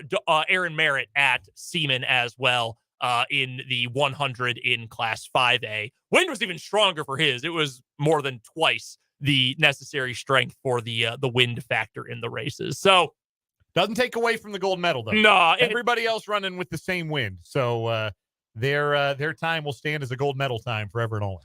Talking about the rural group and running at 10:30 at night for their championship in the 4x400, if I'm Finn Dunshee, and I don't mean to, steal Finn's thunder or anything here, but if I was in his position, I am telling everyone forever, yes, I am faster than Jordy Nelson. And I can prove it. I ran faster than him. That is something I am sticking with forever, regardless of what the official record book says. So a huge, huge shout out to all the state finalists, runners-up, and winners from track, soccer, baseball, and softball this past weekend. This weekend specifically is why I totally get where Pistol comes from when he tells us that spring is his favorite season for covering sports, because there is so much happening, so many fun events going on, all of these great celebrations of, the seasons and success and the athletes and the coaches. It's awesome. And as I say every year, state track in Wichita is a great example of why we should be condensing state sites for other sports as well. But we can save that for our regular summer debate topic when we talk to Rick Peterson. But those are your state champions this year from the city of Topeka and Shawnee County. A couple of other local notes from a couple of standout former prep athletes here in the capital city. Today had the announcement that former Topeka High Star girls basketball player and the standout performer on the national champion Hutchinson Blue Dragons this past winter, Kiki Smith, has announced that she'll play her 4-year college basketball career at Arkansas. She's committed to go play in the SEC. So congratulations to Kiki Smith for that announcement. And speaking of former Topeka High stars on the big stage, Nyjah Kennedy and the Stanford Cardinal headed back to the Women's College World Series. They had to rally back from a 1-game-to-none deficit in their best-of-3 super regional against LSU on the weekend after LSU kind of had their way with Kennedy in Game 1 on their way to an 11-1 win in game one. All Kennedy did after that was not let LSU score the rest of the weekend. A 3-hit shutout in game two. No, a 2-hit shutout in game two and a 3-hit shutout in game three as Stanford advances back to the College World Series, which opens up, I believe, on Thursday. Yes. Maybe Thursday? Okay. So congratulations to Nyjah. Tremendous big game pitching in a tough spot. Do or die softball in games 2 and 3. And she fed LSU crumbs. They couldn't score on her. And it is hard to lose a softball game when the other team does not score. And that is what Nyjah did. Buried the Tigers and sent the Cardinal back to Oklahoma City. They'll take on number 1 seed Texas 6 p.m. Thursday. ESPN. And I think they got something for Texas. Let me tell you something about Texas. I watched them play this weekend. I was not expecting that. Lit the fuse. I watched a lot of the softball. The softball was good. Postseason softball's awesome. Yes, I watched a lot of the softball. Texas made a lot of mistakes for being the number 1 overall seed. They had 3 errors in their clinching game, and that was just the errors that went on the scoreboard, not some of like the bad routes they took to the ball or poor base running or the miscues in the field that didn't count as errors. Like, I was very unimpressed with Texas. I think they're gettable. That's all I'm saying. I think they're gettable. Go get them, Stanford. I was watching Stanford LSU like I went to Stanford. It was awesome. Rooting for Nyjah like I went there. You know, there were a lot of LSU fans who were very bitter about the umpiring in the final game of that super regional. And look, did they have a gripe about some of it? Yeah, sure. Here's the problem. They gave up one run that no one was denying. Nyjah Kennedy was not allowing anyone to score in that game. Yeah. Stanford was not going to allow anyone for LSU to score. So you can complain about the umpiring and the avalanche after that when your team quit and your pitcher just fell apart at the seams in the latter stages of that game. Have you tried, I don't know, getting a base runner? Scoring a run? Come on, give me a break. Running into an out at home plate and then challenging it on the basis of obstruction, which was obviously nonsense. Everybody in the world could see that was a dumb challenge. And oh, look at that. You were out of challenges when you really needed one because, yeah, that batted ball definitely did hit the runner going from first to second. It should have been the end of the inning. Instead, 6 more runs scored after that. But you know what? You would have had a challenge had you not burned one of your challenges on some total nonsense. So, I don't know. Be mad, stay mad, and enjoy your trip back to Baton Rouge. This is not exactly how it works, but who would you take? Last year's Oklahoma or this year's Texas? Last year's Oklahoma. By miles and miles and miles and miles. Yeah. Nyjah Kennedy in 2 games against Oklahoma last year in the College World Series. 10 innings, 8 hits, 3 earned runs. As a freshman against the most powerful softball team in the history of the sport of women's college softball. Yeah, She's got something for the Longhorns. I got a feeling she got something for the Longhorns. Yeah, she will also find out tomorrow night at the banquet prior to the start of the College World Series if she is in fact the USA Softball Collegiate Player of the Year. They can name whoever they want to win that award. They can pick whoever they want. If it's not her, they're wrong though. Yeah, I'll just tell you that right now. I think she unfortunately lost out to someone else today in another Softball Player of the Year award. But that's like the biggest one because it's held like the banquet's held the night before the College World Series. So yeah, you'll find out tomorrow night. You can tell me whoever you want, the great pitcher from Oklahoma State or I don't remember, or Texas. Texas is one of the Player of the Year candidates. Yeah, Texas says the offensive player who led the nation in RBI. You are the one that won that other award. You are more than welcome to tell me they're the best player in the country. You're wrong. It's Nyjah Kennedy. There's no doubt about that. All right, let's keep the headlines moving. All right, Spencer, what you got? This one came out during the show earlier. We haven't talked about it because we've been talking to NFL since we started or stopped talking about the Royals earlier. But Bobby Witt Jr. named AL Player of the Week this week. Had 10 hits, 6 runs, 2 doubles, 4 home runs, 11 RBIs, a stolen base. Hit 385 and had an OPS of 1.356 over the last week. I believe this is his first time he's ever been named Player of the Week. Really? I'm surprised he didn't win it earlier this season, actually. He's first Royal to win it since Vinny Pasquantino in August of 2022. There you go. He was awesome this past week. Seemed like every time I looked up, he had 2 hits and a stolen base and some RBI. And Yeah, he was terrific. Yeah, very cool honor, very deserved honor. Yeah, the first of many. This will not be the last time that we hear this award for Robbie Witt Jr. Next headline for me from the NFL Network's Tom Pelissero. He tweeted out this report earlier today. The end of OTAs? The NFL Players Association is working to finalize a proposal to overhaul the offseason starting as soon as 2025, eliminating voluntary on-field work in the spring in favor of a longer training camp ramp-up with players reporting in mid-June to early July. The union has been seeking feedback on the plan from players, a majority of whom support the change. A formal proposal is expected this summer. Off-season work rules are collectively bargained, and any change would require an agreement with the NFL. Under new leadership, the NFLPA has consulted medical and performance experts in hopes of creating a common-sense solution for reducing injuries and maximizing players' recovery time. Virtual classroom work would still be permitted in the spring, but no practice until camp. The NFLPA push for a revised offseason isn't directly tied to an 18-game season. However, it's worth noting that a longer schedule would further shorten time between season and training camp. Another reason consolidating players' time off into one long break would make sense. I will say, I personally think this is a horrible idea. I do not think this makes a whole lot of sense. I think I'm surprised that players want to eliminate voluntary workout time, considering more and more, and I don't remember who said this. It might have been Matt Verderame last week when we talked to him. More and more, it is acceptable for it to be voluntary. Like once upon a time, not all that long ago, Cincinnati, let's use them as an example. T. Higgins and Jamar Chase are both not showing up to OTAs. This isn't even like voluntary minicamp. They're not coming to OTAs because they both want new contracts. Higgins he wants to be traded, and Jamar Chase wants to be the highest paid receiver in the NFL, at least until Justin Jefferson gets his contract.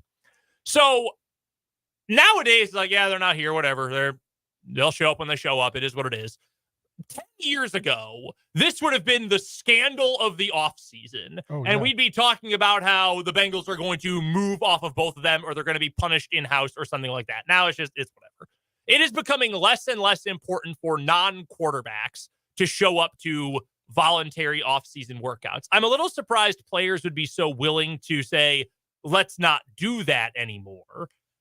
I also think, one, no way the league is in favor of this without getting something back, because what this is open negotiating. Yeah. For the NFL's already, Roger Goodell's out there talking about what an 18-game season would look like. Mm-hmm. And the CBA is not up for another, 6 years until 2029. Yeah. This is when the CBA expires. And they're still already 5 years out.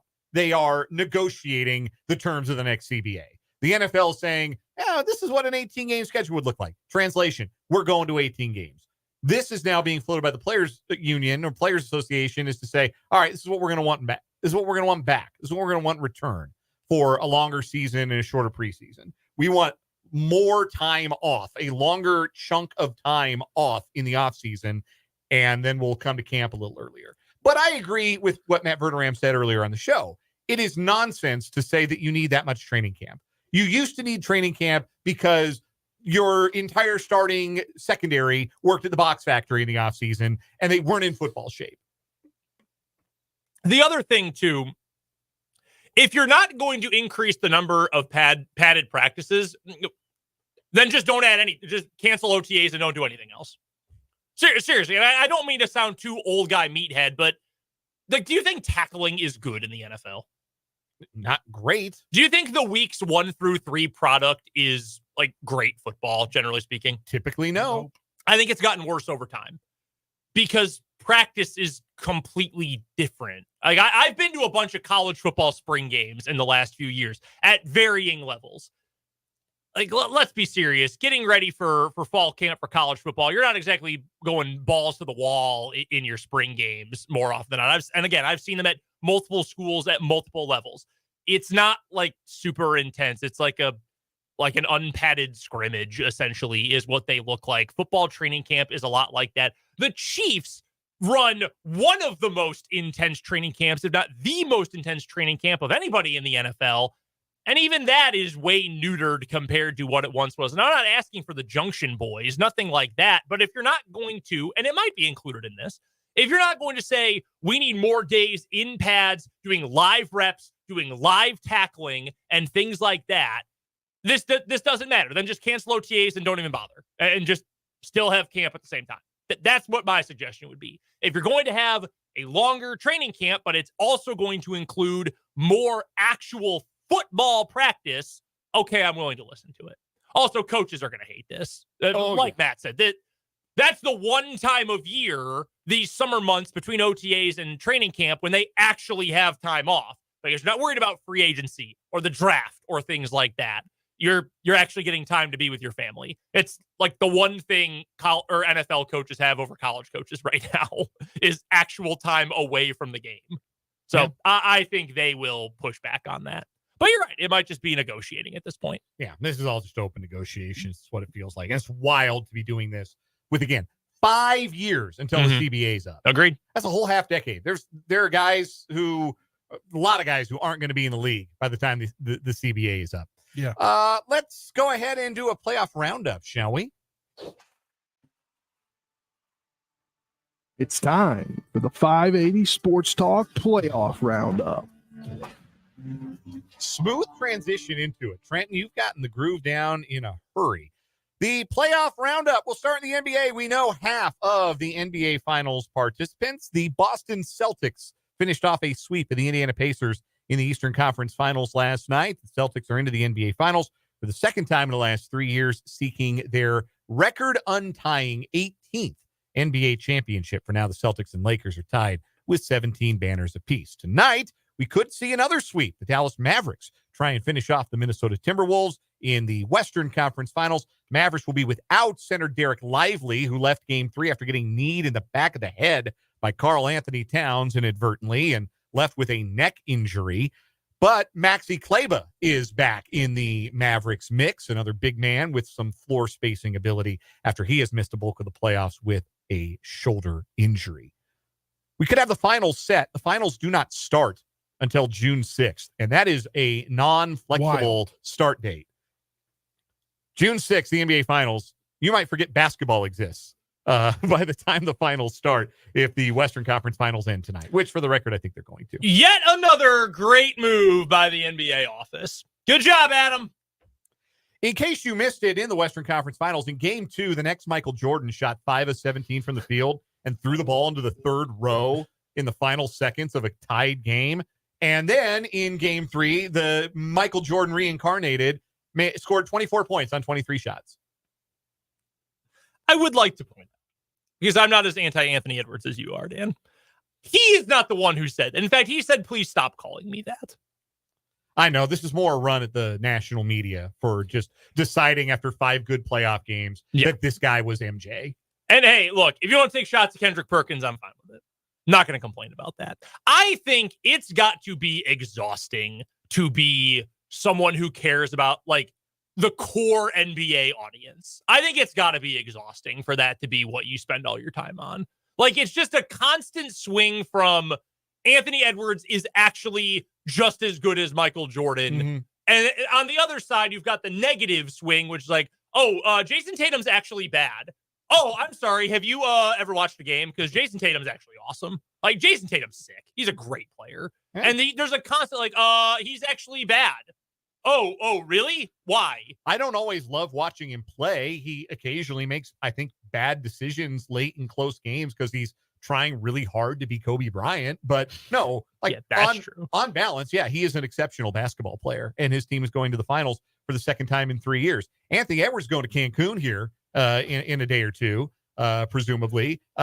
You want to talk about the it's so over, we're so back dichotomy that is sports discourse on the internet. Anthony Edwards had one cool dunk in Game 3. Everybody said, Anthony Edwards has entered the chat. Here he is. He's going to take over. He had like 2 points in the fourth quarter. This is a very simple series to break down. The Mavericks' 2 best players are playing great, and the Timberwolves' 2 best players are not.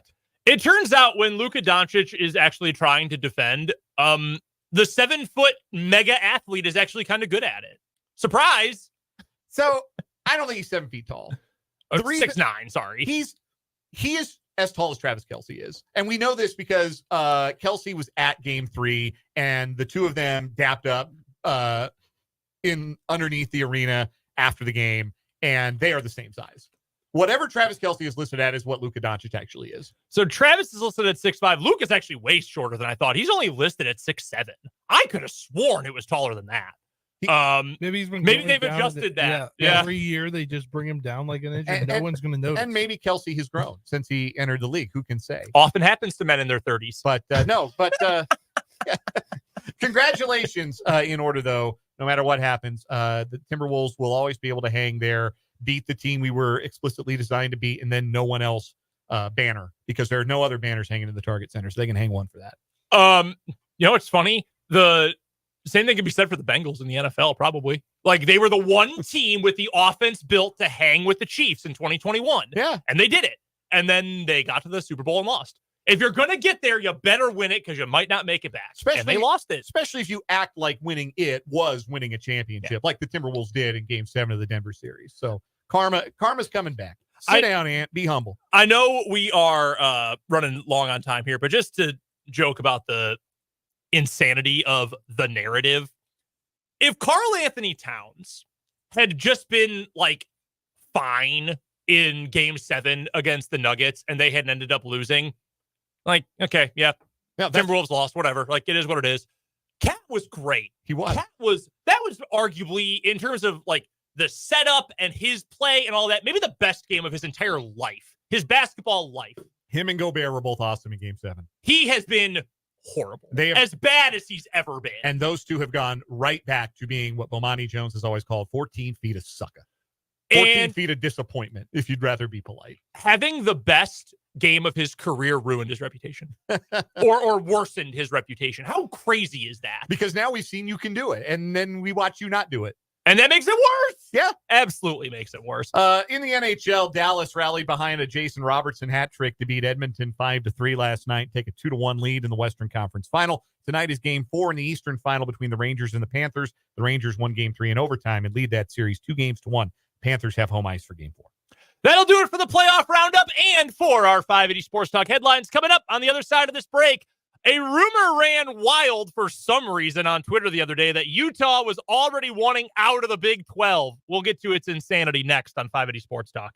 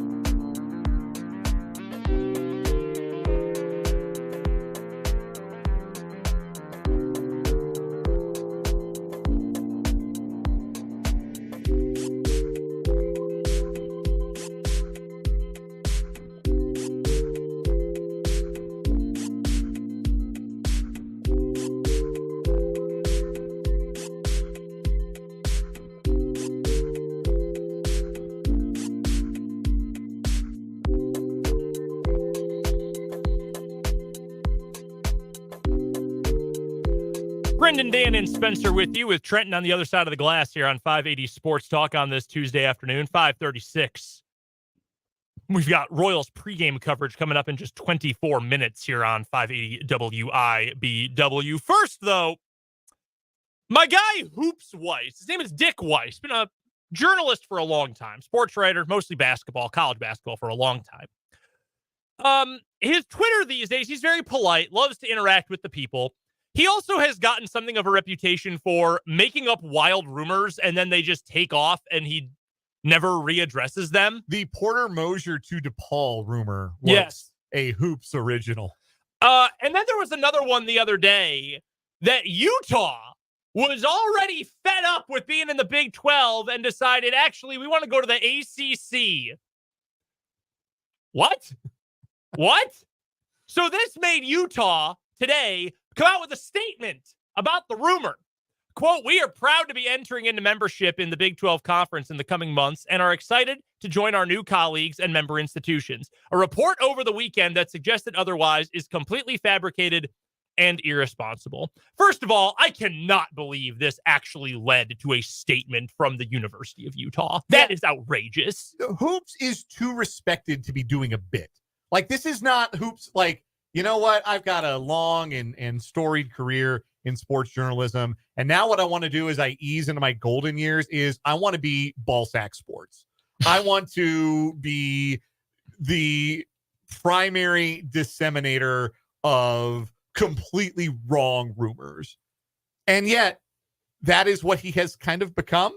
Like, the Porter Mosier to DePaul thing was completely out of left field and there was no truth to it. And Mosier had to discuss it himself. He's 76 years old, has been a sports writer since 1970, former president of the Football Writers and Basketball Writers Associations of America. He won the Kurt Gowdy Award. He is from the Naismith Basketball Hall of Fame. Like, he's won a media award from the College Football Hall of Fame. Like, this is a guy who is a very respected institution in sports writing.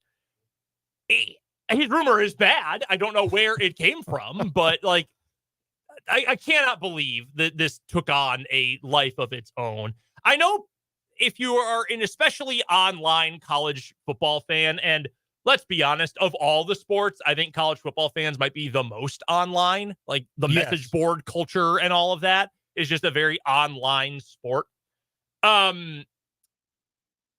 Some Big 12 folks in that regard have already grown weary of Utah fans because they very much believe they're like better than the Big 12. Above the Big 12. Like, of all of the fan bases, the programs that are coming into the Big 12 from the Pac-12, it was definitely Utah fans that acted the most like they were above it. And look, they've won a lot. It's a good football program. Yeah. A good school, but y'all ain't Stanford. Y'all ain't Cal. Let's be realistic here. Let's put all the cards on the table here. Y'all ain't UCLA or USC. No, they're not. They're a good public school. You know where they fit? In a conference of other good, large public schools. State institutions. Yeah. I don't understand the weird rejection to the Big 12. Like, Utah, y'all. And then this is not everyone. This is not everyone. Again, this is probably like the loudest portion of their online. Like, every fan base has a Twitter, right? Like, there's Royals Twitter and there's Chiefs Twitter. And like, there's a difference between tweeting about the Chiefs and being on Chiefs Twitter. Yes. And if you know, you know. Yeah. Right? Like, K-State has... It's like making it your personality. Mm-hmm. There's a K-State Twitter and there's a KU Twitter. Utah Twitter was the people who were most against most of the belief that we are somehow above the Big 12. We should wait for an invite from the Big 10, or we should, good keep luck. waiting. Yeah, that ain't gonna happen, folks. Hope your watch has a lot of batteries. Hope you packed a lunch. No, like, I'm happy Utah is a Big 12 team. The other thing, I am too. I think they're going to be a great fit. I think culturally they will be an outstanding fit. They are, like many of the schools in the Big 12, the game in town in where they are located, like the biggest deal with respect to the Utah Jazz and the Utah Hockeyites or Hockeyites or The hockey club. the of Utah. Hockey Club of Utah or whatever they want to be. With respect to that, Utah Utes football, Utah Utes basketball, that really rules the roost in that part of Utah. So especially football. But Yeah. here's the thing. Outside of Utah football, what is that athletic department like bringing to the table? Yeah. And football's the driver. women's basketball's been really good last 2 years. It's been pretty good. Alyssa Peely graduated. We'll see how much they can keep it going without their, all-American caliber player. But other than that, I can't really give you a whole lot. Like Utes baseball, CJ Crone, and that's all I got for you. Nice. Their men's basketball team is going to finish somewhere in the league this year. The number next to them will start with a 1. Yes. Clearly, yeah. And it might not be a 0, 1, 2, 3, 4, or even 5 after it. Like, they're going to stink. They're going to get their asses kicked royally in the Big 12. It's probably going to get ugly. Like, I don't get those things. I would think after all of this stupid realignment stuff for years and years and years now, you would feel like, as a fan, whether you're super online or not, you would feel like the place I want to be is somewhere where the sports are going to be competitive, where the fan bases care, and where we get to still play teams that matter to us, that have some sort of rivalry or some sort of connection to us. And if you are Utah, you get good fan bases, you get good road trips, you get to play Colorado, who you developed a little something of a rivalry with. You get to play the Holy War every year as a conference game. And let's also be fair to the other half of the Holy War. I think the biggest reason why Utah, or some Utah fans, I should say, are not thrilled about this arrangement is because now they're equal with BYU. They could always play we're above BYU card, because that's real. in 2012, they got to a power conference. BYU didn't. They got to be included at the adults table, the grown-ups table. BYU didn't. Now BYU got to the Big 12. BYU's entrenched. They're already the Big 12 team. Beat them to it. Yeah, that more than anything, that's the thing. Because the pettiness and the bitterness is always what is going to drive college sports. I just prefer it when it's fans and the stuff on the field, not administrators who are the ones who are propagating it. Coming up next, we'll get you ready for Game 2 between the Royals and the Twins. That's coming up here on 580 Sports Talk.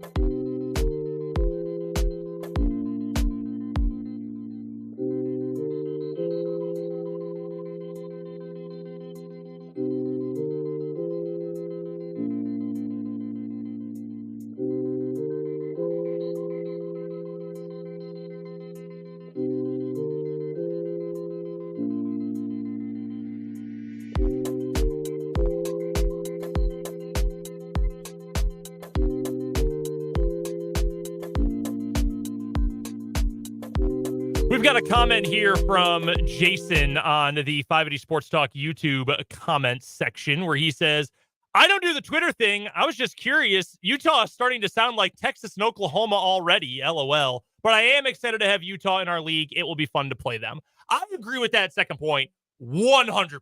I think they are an awesome fit for the Big 12. And I think this year specifically, because who knows what the future will look like, the battle between K-State and Utah, I think at the top of the league is going to be a lot of fun. I think KU is going to be in that mix. I think Oklahoma State is going to be in that mix. And Tech will be feisty. There's going to be a ton of feisty teams all over the place. Iowa State, I think, is going to be pretty decent. Again, Tech, I think, will be decent. It should be an awesome conference this year. At Arizona, I completely glossed over Arizona. They should be good.